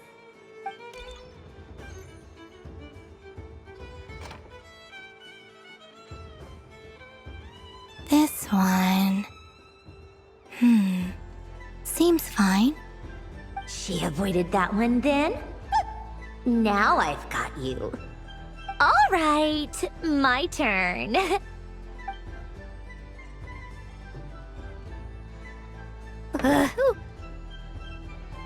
What? Looks like you lost again, Sandrone. Wait! There's more than one bad tooth! Bonk.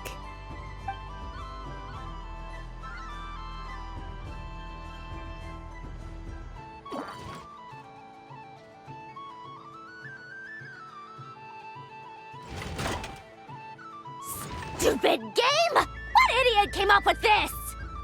Are you all right, Sandrone? You said some nasty things just now. Oh, I'm peachy. Should I let you bonk me on the head as well? Ah, forget it! Come on, bonk away. It can be your consolation prize for losing so badly. I told you, forget it! Gah, you've always been so annoying. Singing right outside my door, inviting yourself to my tea parties, going AWOL. And now you're off to the moon or something. Of all my days with the Fatui, the times I spent with you, Arlecchino, and Rosaline, they were my favorite. I will not forget them. Just as I shall not forget this moment. We'll always be friends, no matter where we are, right? Who'd want to be your...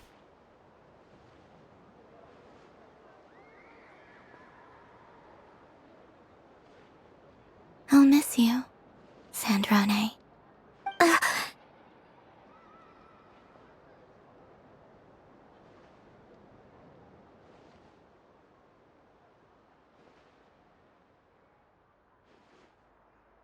Goodbye, Sandrone.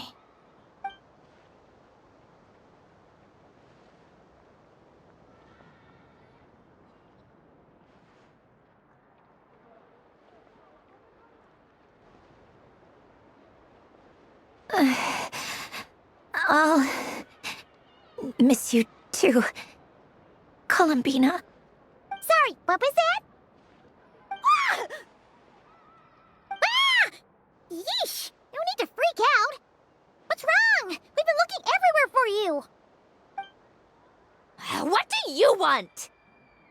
Oh, nice ears. What do you want? This. Huh? It's your turn to draw something. You're one of her friends too, aren't you?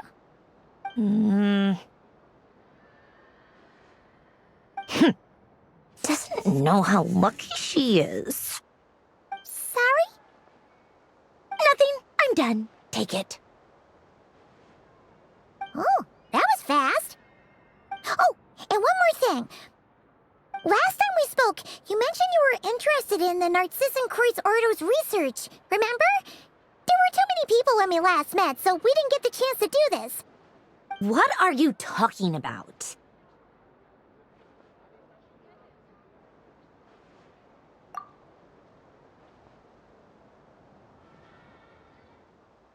This is... Oh. Alain, Renee, and Marianne. Huh. The Holy Blade. A savior's plaything. It's not about whether I approve or not. These people, they would sacrifice themselves for the sake of the world. Especially Alain Guillotin and Renee. That is something I would never choose to do.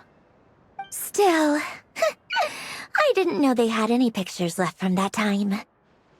If I'd have thought to bring a camera, I'd have... What? Yeah, of you being bitten by the frostfin whale and Columbina bonking you on the head. Tear it up! Now!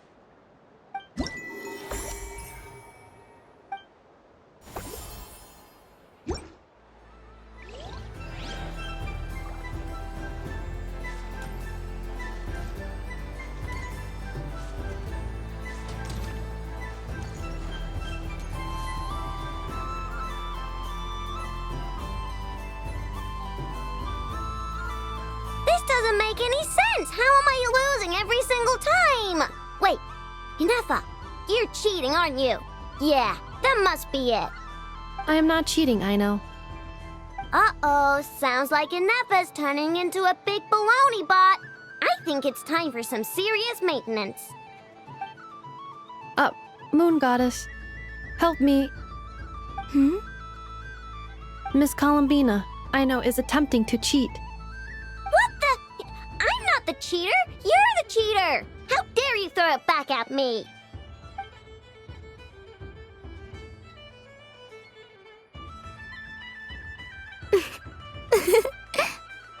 Alright, fine. Let's all laugh at I know. Just you wait till I get home, because I'm gonna make a game bot that can win 100% of the time. Let's see you laugh when I come back and beat your butts.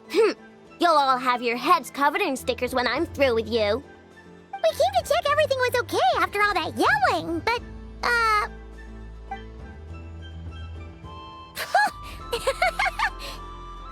Whatever it is, it sounds like cheating is allowed. Kuhenki concentration. Each player starts with differently colored kuhenki. Each round, they draw one kuhenki from their opponent. When a player has two kuhenki of the same color, they make a pair and can be discarded. Any that can't form a pair must be kept. The round ends when a player can't form any more kuhenki pairs, and that player gets a sticker. Ooh! Can 4 people play as well? That is fine, so long as the turn order is fixed beforehand. Alrighty then. In that case, the 2 of us will join as one team. Okay, but if you lose, you're both getting stickered. I don't want to hear any excuses. Sure. And if we win? If you win, only one of you gets to sticker someone else. I have taken to calling this. I know logic. Hey, lay off me, alright? Okay, so we're starting the game from scratch again, which means all my stickers so far don't count. Looks like Luonatar is the Kuhenki of honor for this game. Anyway, let's go clockwise, starting from Inafa.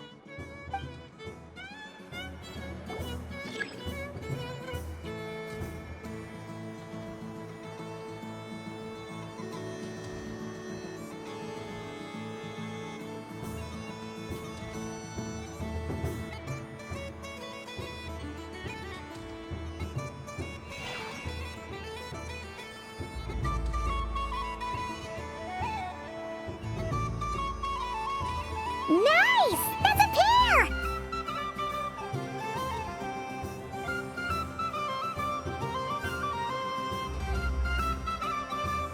Go, go, fly!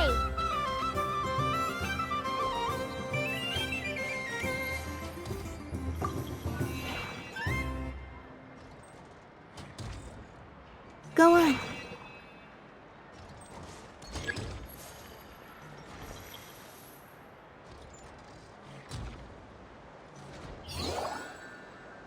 I have a pair.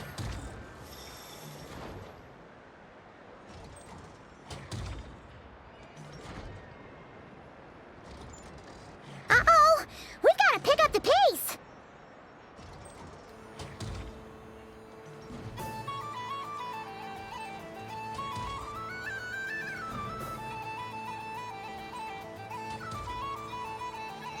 Phew, that was too close. I thought I was gonna lose.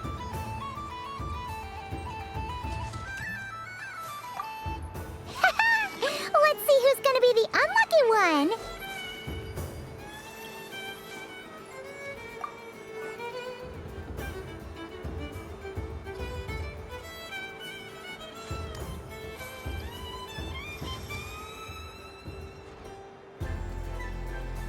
Good luck, everyone.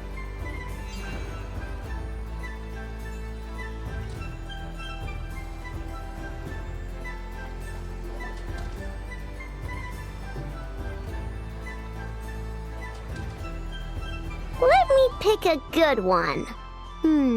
What's it gonna be? You're looking very pleased with yourself there. What happened to being a huge Grumposaurus? I won. Duh.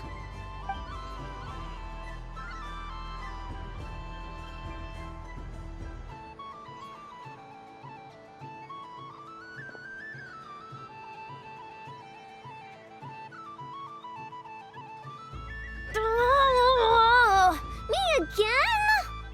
Don't fidget too much, I know, or the sticker's going to fall off. I don't care. If it falls off, it falls off. If a pair of Kuhenki get discarded, why not a pair of stickers? Huh? Huh?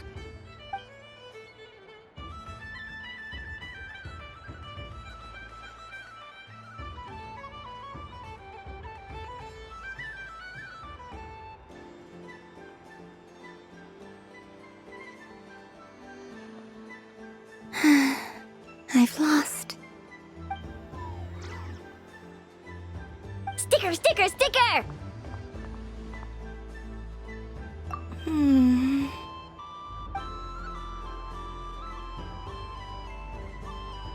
Cute!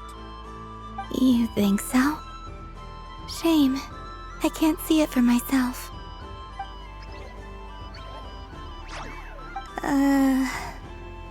What did Luanatar say? She said it looks so cute that she wants me to lose a few more rounds.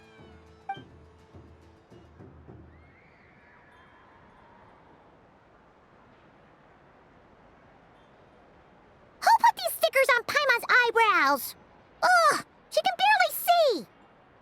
Alright, now, I think we got enough evidence to prove that there's a serious problem here. Yes, I agree as well. The culprit is... Inefa! Culprit? What did I do? Quit acting dumb, Inefa! You're not wriggling your way out of this one. I've been watching you.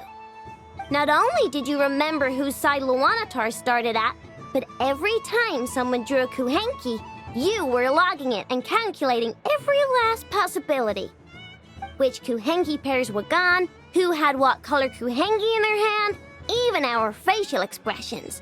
You were keeping track of it the entire time. Exactly! Why I no said? Putting aside the fact that running calculations is not against the game rules, do you have any evidence to support your allegations? But that's not against the rules either. So she admits it. She certainly does. Alright, everyone grab a sticker. It's time to get Inefa back. But... Take that!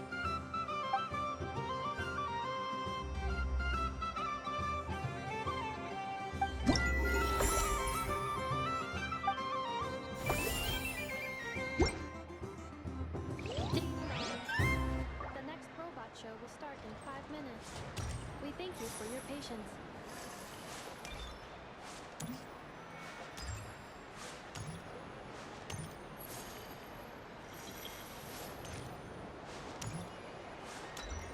What's this? Should I give it a try?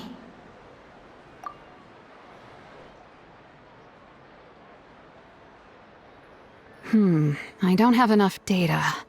Need more samples. But who should I ask for help? Is this one of the amusements? Or is it a research project? Bit of column A, bit of column B. I'm currently running some synchronization tests on these bots. Basically, you need to press the button to help them successfully obtain the treasure. But you've got to time it right. I'll record your data, which will be used to improve the robot's accuracy.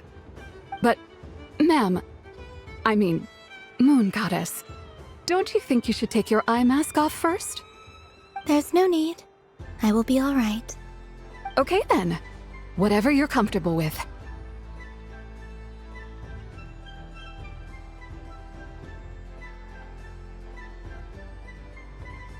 Great. Then let's begin.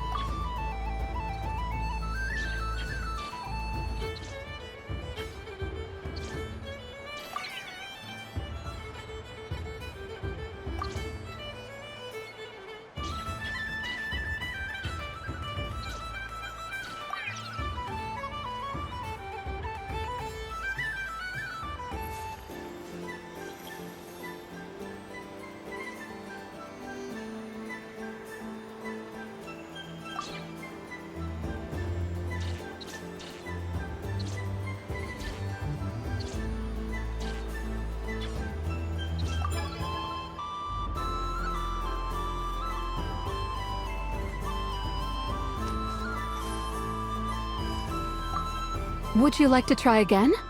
I'll record your data, which will be used to improve the robot's accuracy.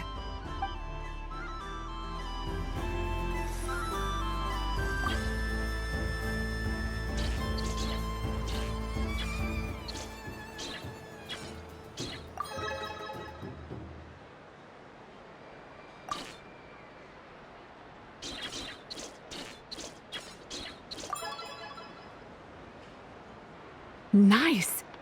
Data collection complete.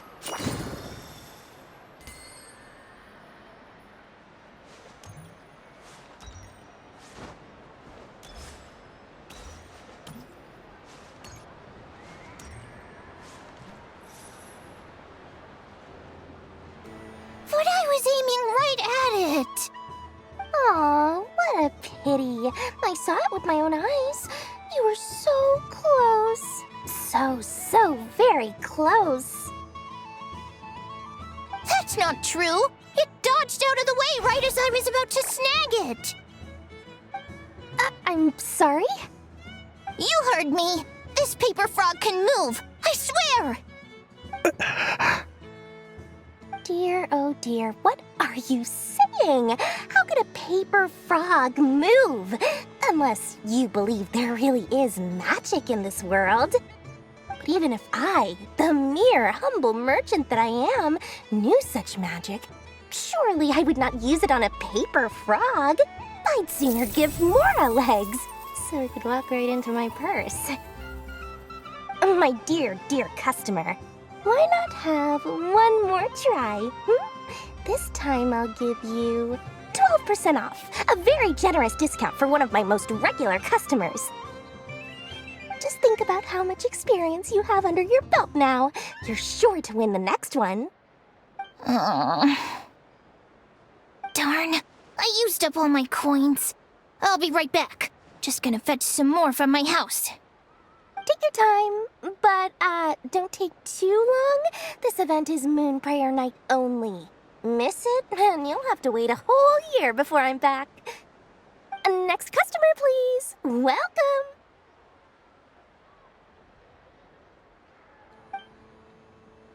Hello. Whoa! What's this bigwig doing over here? How do I tell my employees not to go running around this time? Shooting them a glance won't work. I haven't known them long enough. Dory? Why, hello there, Miss Columbina. Would you like to play my ring toss game? The rules are very simple, and it's easy to get the hang of. How much for a round? Oh, first time's free. Not a single mora. After that, well, we can cross that bridge if and when we come to it. But with your sharp sharp skills, I'm sure you'll win all the prizes in one fell swoop. That was an obvious enough hint for them, right? Right?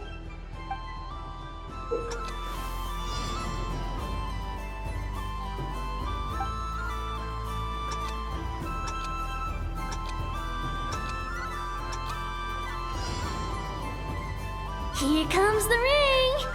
Oh, peanuts.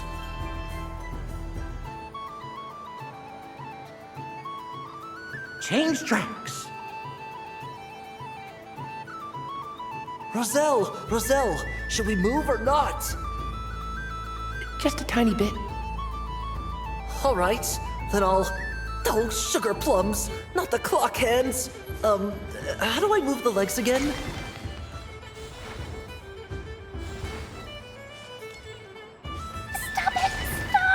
Stop dodging!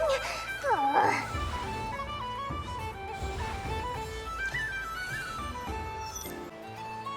Let's see now. Let's see. What a shame. But practice makes perfect. Another few tries and I'm sure you'll get it. And here's your prize. Now, how about another round? As for the cost... Happy Moon Prayer Night, Miss Columbina. Happy Moon Prayer Night, Durin and Hat Guy. Are you here to play the game? Yes. No. You said we were just coming here to say hello. I did, but then I recognized a few more people as I got closer.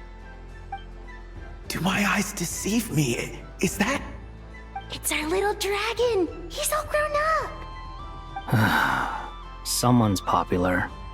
Well now, since you came all this way, why don't you try out this lovely game we have going? First try is free! He'll have a go. I'll pass. It's only one free try per customer. You can't give your try to him. I'm aware.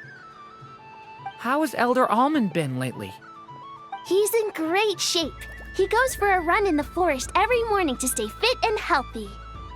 He tried to go boat racing with Firecracker a while back, but he couldn't even make it onto the Lotus Leaf. Firecracker was in fits of laughter.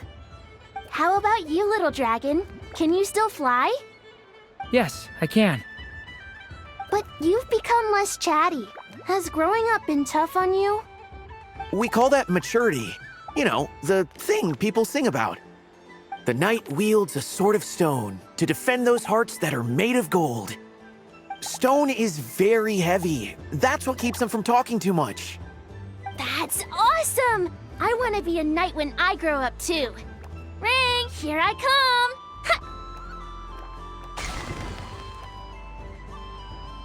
Oh, the hat-wearing man. I never thought I'd see you again. You seem more determined than when I saw you last on the train. If you say so. Oh, I do say so. The people you once helped see it clearly. It's because you are once again on the right track. May the engine in our hearts propel us to the station of our dreams. I can move! I can move now, Roselle! What are they doing, running into the rings like that? You got them all so quickly! I have never seen anything like this in all my travels! Is this guy actually an old friend of theirs? But how? They're origami animals and clockwork people from a fairy tale. Getting to know them would be quite an arduous task, unless they share a hometown? I have to get to the bottom of this. Next time I see the Great Mage Alice, I shall demand answers. Thank you, Dory. I had a lot of fun. Now for your prize. Where did I put it? Give me a moment to dig it out. Oh, sweet grand prize. How I wish I didn't have to let you go. Good thing I've already turned a profit from the customers earlier in the night. Otherwise, I'd have wasted all my hard work. Okay, I'm back. What? I leave for 2 seconds and someone's already claimed the grand prize? Oh, well, these things happen, you know? Perhaps you'd be interested in one of the other prizes instead. We've got all kinds of wonderful goodies here. Is this the thing you wanted? Here, you can have it. Huh? But... Don't worry about it. It will be happier with you. Oh, thanks so much, miss. Moon Goddess. Oh, goodness gracious, Columbina. Give me strength. How am I supposed to make any more money from this child at this rate? Daddy, look! That's the game I was telling you about! Forget it. She is the Moon Goddess after all. I'll think of some other way to swing this. Maybe I can try to hook this new kid. Huh? Oh, someone already won the grand prize. You can take mine if you want. What? Why? Why are all these bleeding hearts coming here to ruin my business? Happy Moon Prayer Night, everyone. Happy Moon Prayer Night.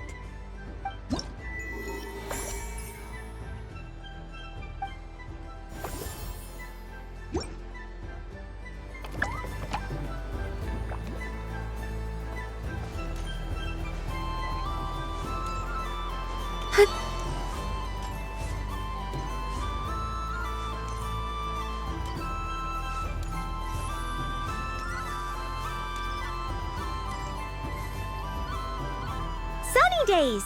I prefer sunny days. Ah, well, you are as warm as the sun itself, Moon Goddess. Very well. I believe your spirit animal has to be this most adorable chic badger. Wow! Thank you, Mr. Talking Magic Lamp. Have a very happy festival, Moon Goddess. Lance? That's you, isn't it? Shh. It's our little secret, my dear traveler in Paimon.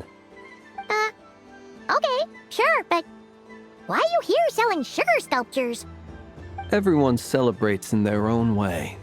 After gazing into the abyss and spending time around gravestones all year, what better way to relax than to see sunny smiles on the faces of the living? Besides that, I like to think of myself as a fair judge of character. I dare say matching personalities to confection suits me rather well. That's not what Paimon was talking about. Aren't you afraid that your true identity might be exposed? Should I be? There is all manner of magic in the air this moon prayer night, thanks to the work of the great mages. I see Miss Columbina is hiding in plain sight. Why should I not do the same? Why miss this rare opportunity to enjoy a special evening in my true form? Fair enough. You got a point there. People who don't know you will probably think you're just a talking lantern. Well, now that we see eye to eye, what brings you here? Not a search for your spirit animal, I presume? Ah, well, actually... Here, see for yourself. Oh, this is... How wonderful. A beautiful idea. Yeah, we just met Barca, and he said that having everyone draw their own section was kind of boring. So, he did your bit for you. Ah, Varka. Ever the maverick. I see his artistic skills are truly one of a kind. In that case, I shall paint something on Mr. Albedo's behalf in a short while. What? Why not now? Ahem. Welcome home, Moon Goddess. Phew, that was close. Hello, Flint. She recognized you right away! What keen eyes you have, Miss Columbina. Especially considering they are shut. I did not see you. Rather, I sensed you. I can sense the fluctuations in Kuvaki all around me. One would expect no less of the Moon Goddess. Might I interest you in some candy? Yes, please. Excellent. I shall make some for you right away. Something the matter, Miss Columbina? What about my spirit animal? All the other children carrying sugar sculptures are talking about it. Wait, is she taking the test seriously? Ah, my apologies. How could I neglect that? You are quite right, Miss Columbina. Every one of us has a magical creature living in their heart. Would you permit me to help you find yours? Yes, please. Do you prefer the day or the night? Night. Which of the 4 seasons is your favorite? Winter. Think of a perfect day. What is the weather like? Sunny, rainy, or perhaps cloudy? Rainy in the morning, sunny at night. What kind of answer is that? Forests, lakes, and open seas. Which do you prefer of these? I like them all. Imagine you opened your very own shop. What would you sell there? Moonlight, I think. Wow! Paimon would totally shop there. It wouldn't cost anything. You'd just need to visit. Aha! I believe I know what your spirit animal is. Here, for you. Oh, it's a Kohenki! Indeed.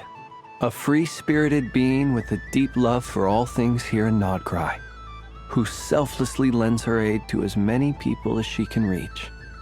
It is the perfect fit for you, Miss Columbina.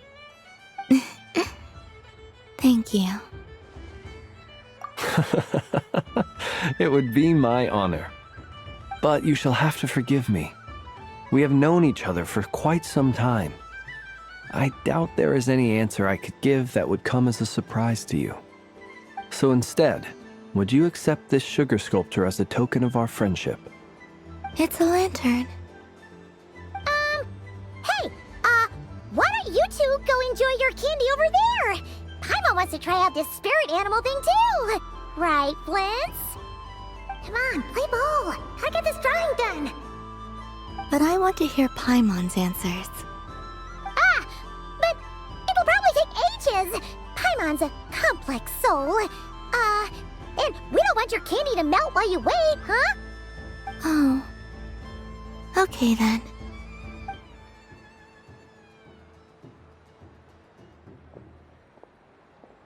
Phew. Nice excuse, Lady Paimon. That was some quick thinking. Yeah, no thanks to you. A little help next time?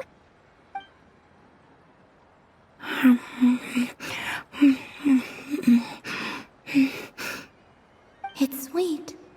Is that Lockaberry? I wonder what flavor the traveler got. This way, this way! It's the candy-selling lantern! I'm coming! Of course. Traveler, maybe we can share? Yes. I found out recently that people share their food sometimes, so I'd like to try it. Or, thank you.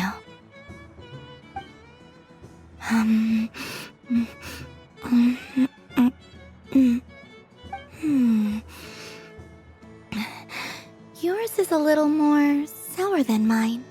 Here, you try it. Amazing. My sugar sculpture has shrunk, yet my heart is filled with feelings of sweetness. I will remember this feeling. Sure.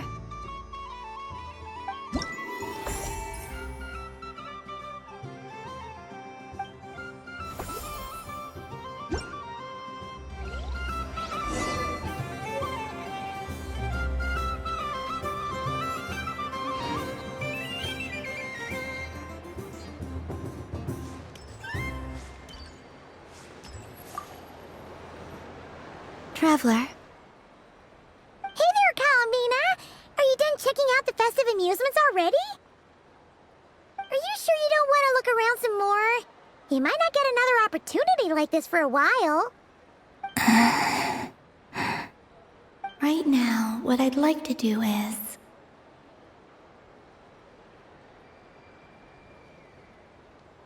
You're right. I'm not ready for this night to end just yet. Yeah, that's the spirit! Take your time, Columbina. The most important thing is to have no regrets. I'll be right here if you need us. Okay. Thank you.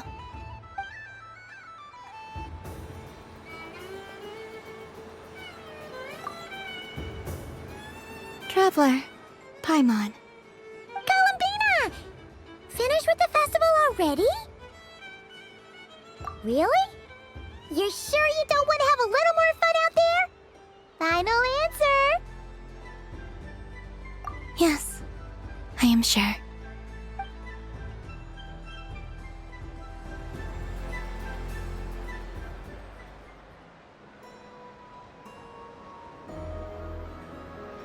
This was the most fun I've ever had on a moon prayer night.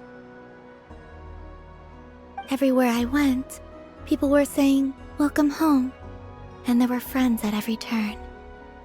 I only wish it could last longer than one night. Oh.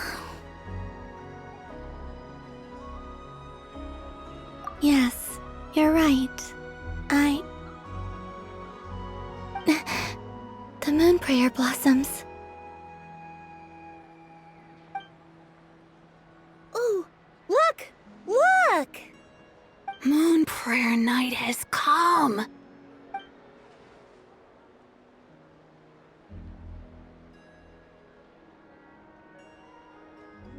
The moon. It's so beautiful. Happy Moon Prayer Night, dear. Happy Moon Prayer Night.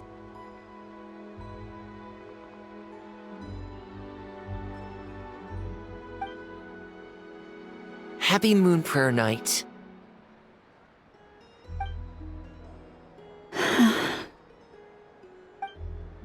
Aww.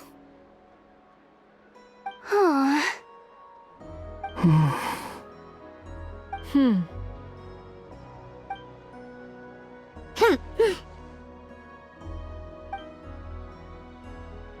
Time flies when you're having fun.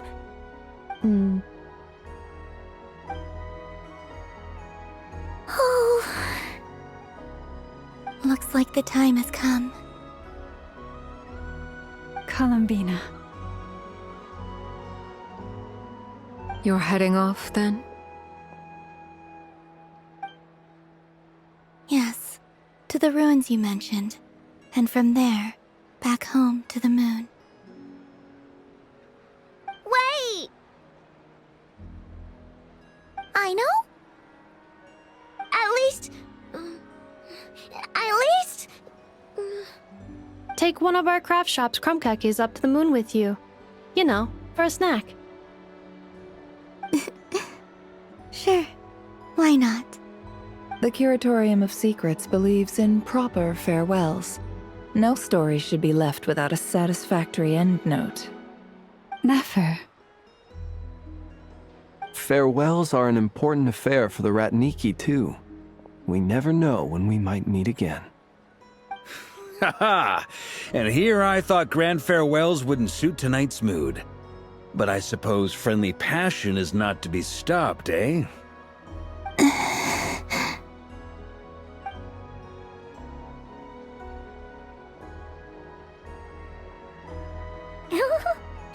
We made a little something for you, Columbina. Ta-da! What is it? A Moon Prayer Night greeting card with drawings by all of your friends. You did mention that you'd like a portrait done, so I took the liberty of creating one for you. I, meanwhile, did the portrait of Mr. Albedo, and Mr. Varka did the same for me. I mean, I think my work was pretty true to life, don't you think? The picture of Ashru was my doing. The two of you seem to get along rather well. Wait, was I the only one who did a full body picture? That's so embarrassing. I did pictures of me and Anefa. I did my own portrait and one for Hat Guy. Plus, there's the two mages, Arlecchino and Sandrone. So, if you ever miss us, just flip the card open and we'll all be right there with you. I don't know what to say. Thank you so much, everyone. This whole Moon Prayer Night was more than I could have ever asked for. It is the greatest gift I have ever received. Lauma, I figured it out. Figured what out? Remember how the Frost Moon Scions used to use milk as invisible ink to write hidden messages? That was a very long time ago. Oh, are you saying? Yes. When I miss you all, I shall use Moonlight in the same way, to write words that only you can see upon the moon itself.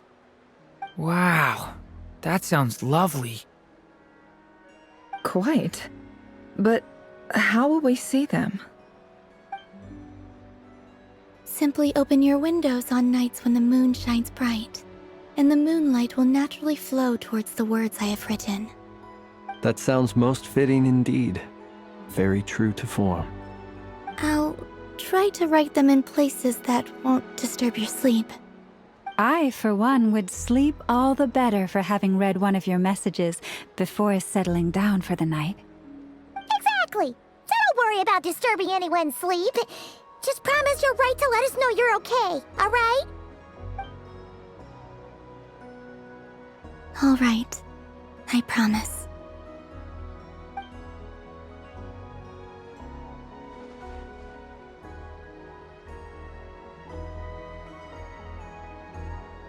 In that case, Columbina. I'm ready. Very well. Let's go.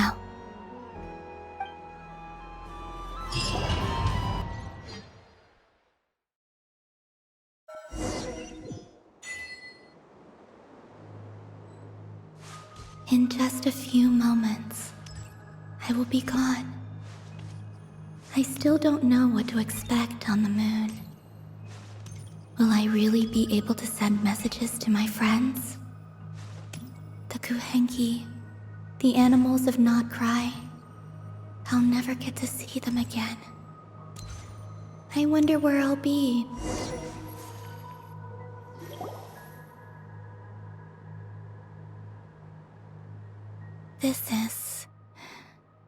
This is where the people of Hyperborea used to communicate with the moons.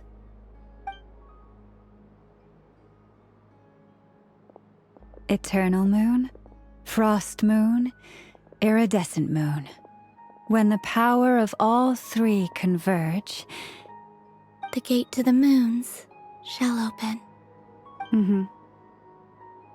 Moon marrow preparations are complete. Only the final step remains. I'm sure Nasha Town is livelier than ever at this moment. Yeah, it's a shame you couldn't be there for it, but it's now or never, right? It's fine. I'm more than happy with this.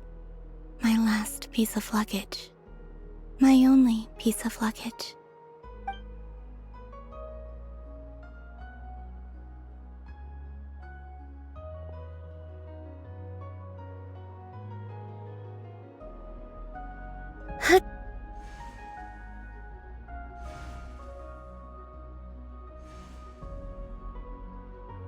I can already feel the moon calling to me.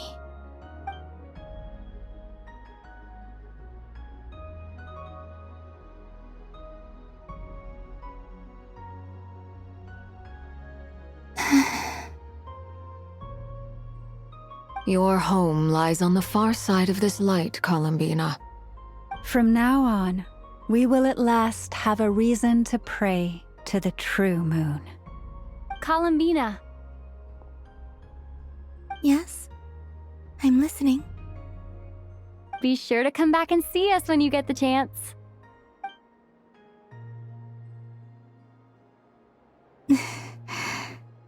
Of course. But if that chance doesn't come, then remember that you have friends on this planet. People who will miss Columbina. Yes, I will. Thank you for everything you've done for me. And remember, come night or day, the moonlight shall always connect us. Well then, farewell, my friends.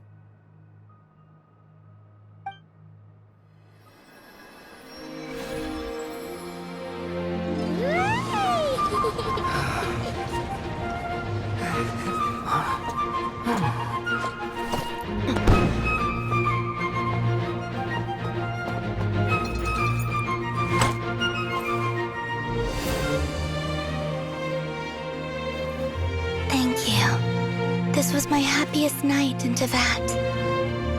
Farewell, Columbina.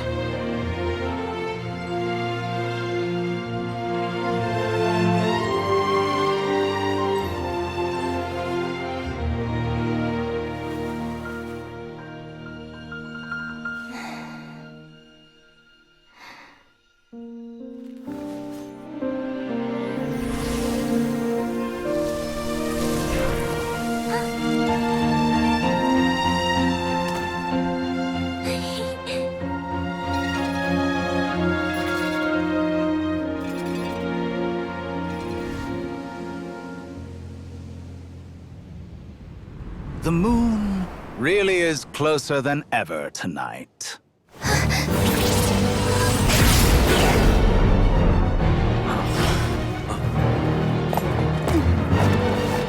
Columbina. All 3 moons in one place. Time for one final experiment. Reason, life, death, time, and space. They all believed I would fail.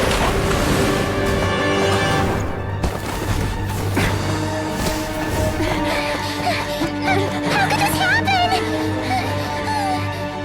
But Tevat's primordial power never did belong to the throne of heaven.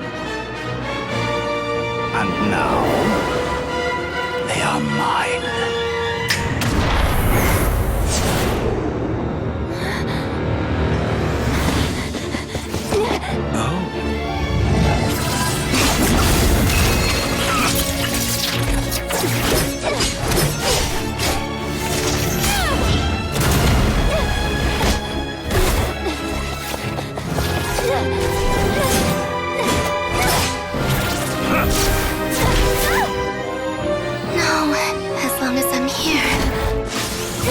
Is free to wield the 3 moons' power.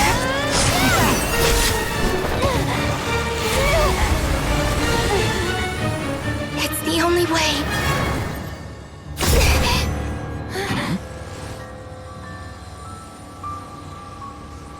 I guess I won't be going home today.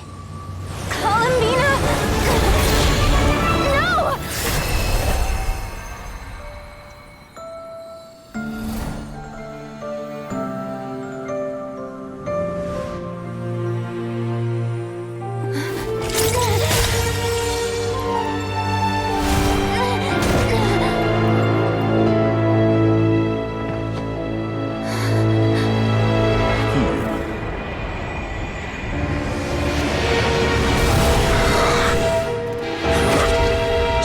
World, do not try to control me!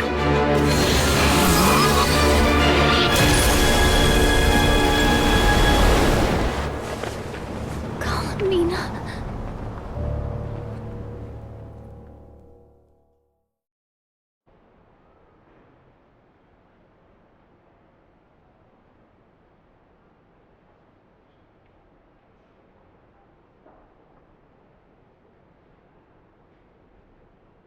Are you all right? Do your wounds still hurt? I had someone prepare a little medicine that could prove effective. Take it if you need to. In that case, let me relate the contents of the call we made to Alice after the incident occurred. That Dottore is a crafty one. He distracted the Hexen Circle by creating a huge fuss at Tevat's borders. I'd assumed that the cause was an abyssal intrusion from the outside world, which in fairness is a rather common occurrence.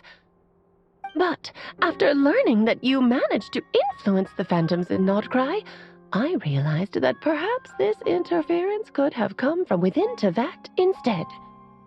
But we weren't able to change their fates. True, you couldn't change how their stories ended, but you did build some variables around yourself. Variables? Yes. Things you heard that you could not otherwise have learned. Ideas that would otherwise have never crossed your mind. All these things are variables.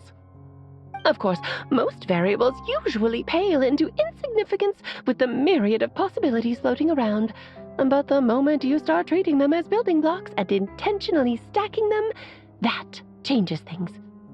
That's what Dottore did, and it's how he created the necessary conditions so that when you activated the portal tonight, it played right into his plan. However, we have no way of knowing exactly what he did.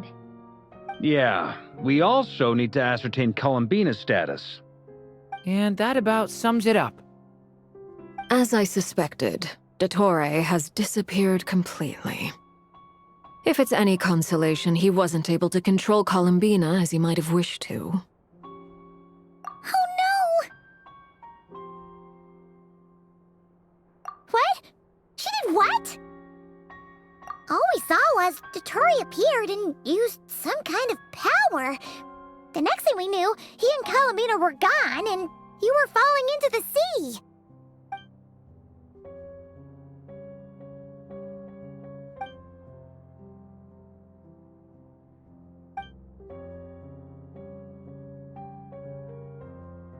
So, Columbina intentionally opened the Moon Gate and escaped into the same mysterious world as Rerir and Thalindis. Sounds like bad news. Seen in that way, the trilunar syzygy and Rerir's emergence, Dottore might have been pulling the strings in both cases. According to Miss Alice, he is attempting to transcend his destiny and finish an experiment that only a god might complete.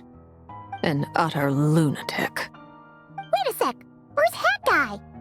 Seems like he'd want to be here for this. He took off with the Dodo communication device after we spoke to Alice. He said he had a hunch that he wanted to investigate by himself. The look on his face was terrifying. I've never seen him like that before.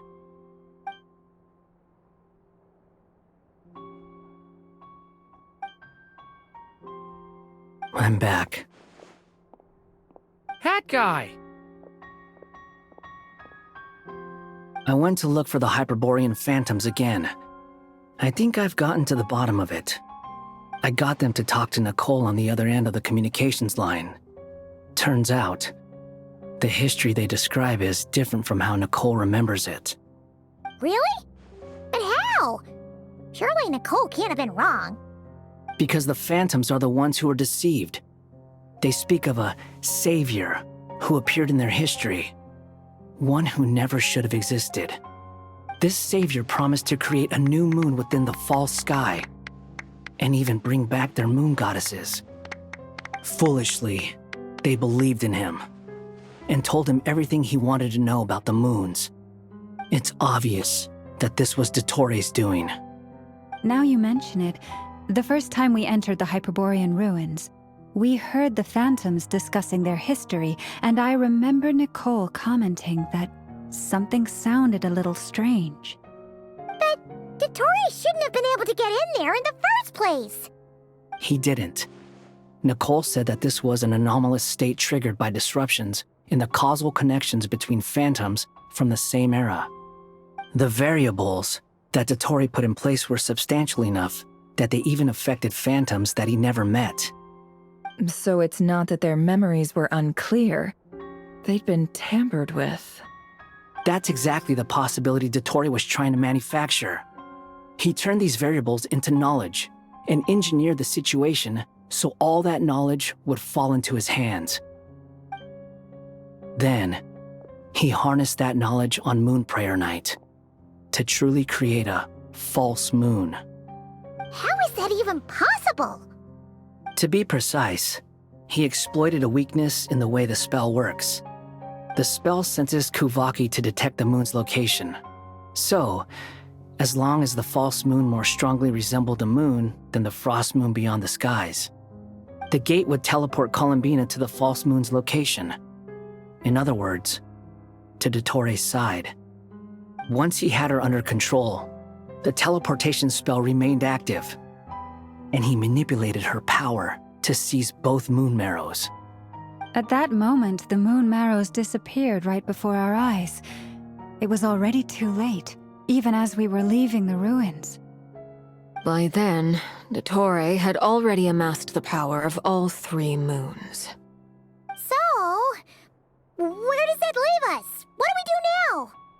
I'd certainly like to know what Her Majesty thinks, now that the concerns I expressed to her have come to pass. But we cannot simply sit and wait for her to decide the matter.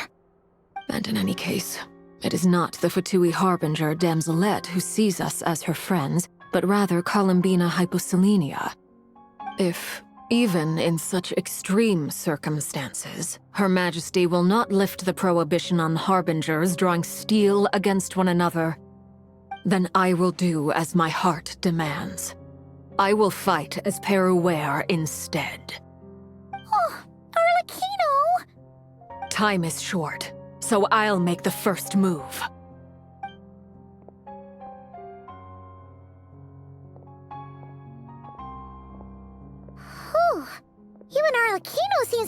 her cool now.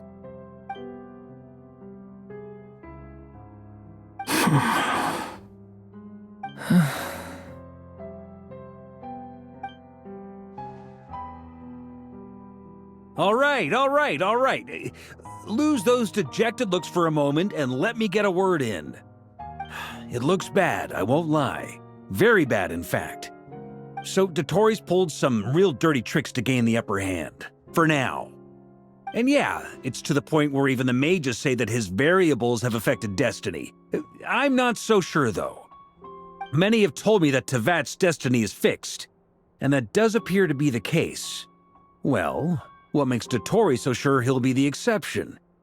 And since he was able to stack these variables up, who's to say we can't do the same? You of all people should not be discouraged, traveler from afar.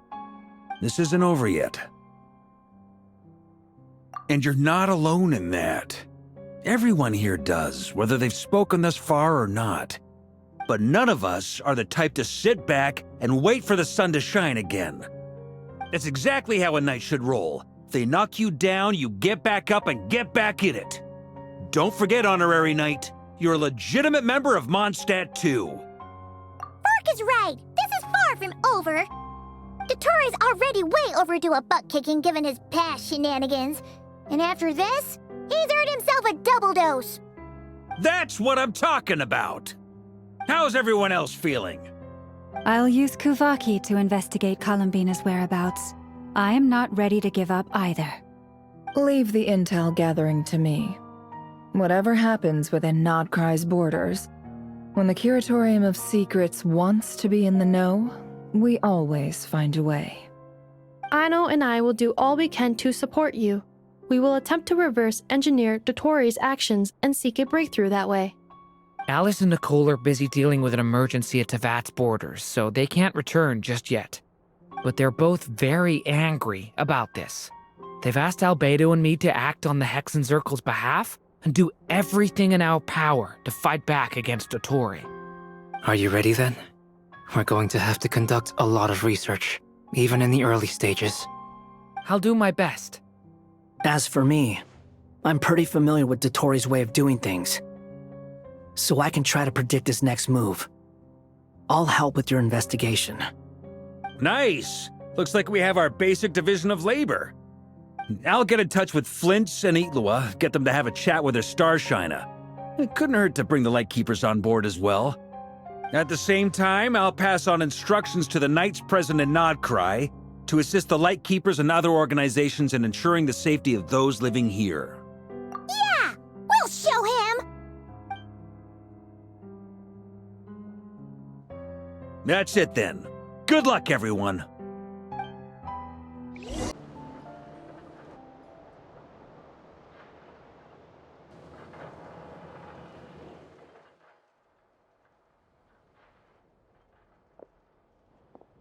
I never thought that Columbina would become my real name.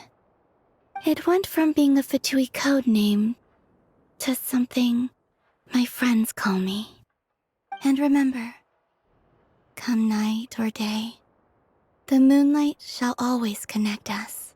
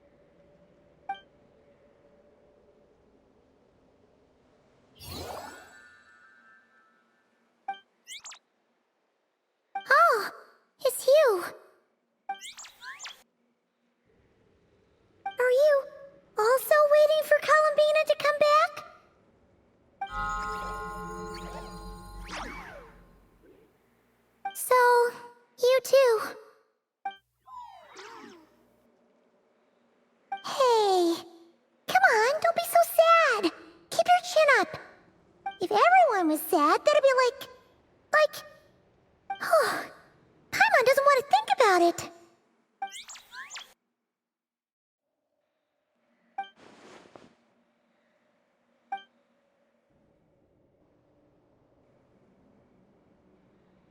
I haven't given up yet. Columbina, all of her friends, none of them would ever just give up like this. Give us a little more time. I can't promise anything, but I'll do everything I can.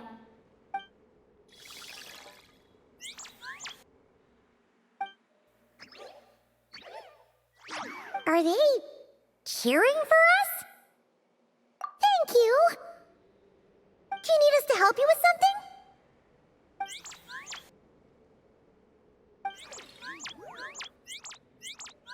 This Kuhenki. Paimon thinks she looks a little flustered. Why don't you play something? If they hear a familiar melody, maybe they'll calm down a little bit.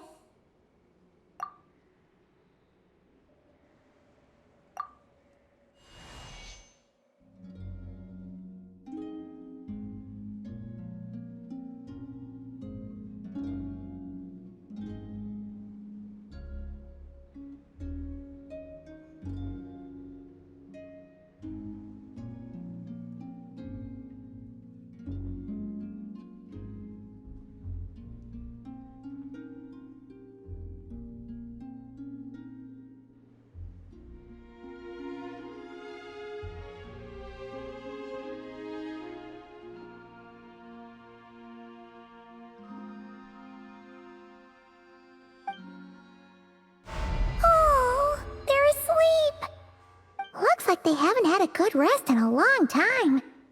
Shh, let's leave.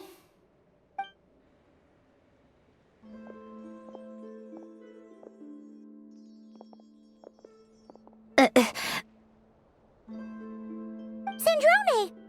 What are you doing here? What? Am I not allowed to take walks now? Thought as much. No such thing as a free miracle, you know. Hey, which way are you headed? Paimon means we don't see much of each other. Maybe we could join you for a bit. Let's not. I'm not in a good mood today and don't have anything nice to say. Besides, comfort is the last thing this place needs.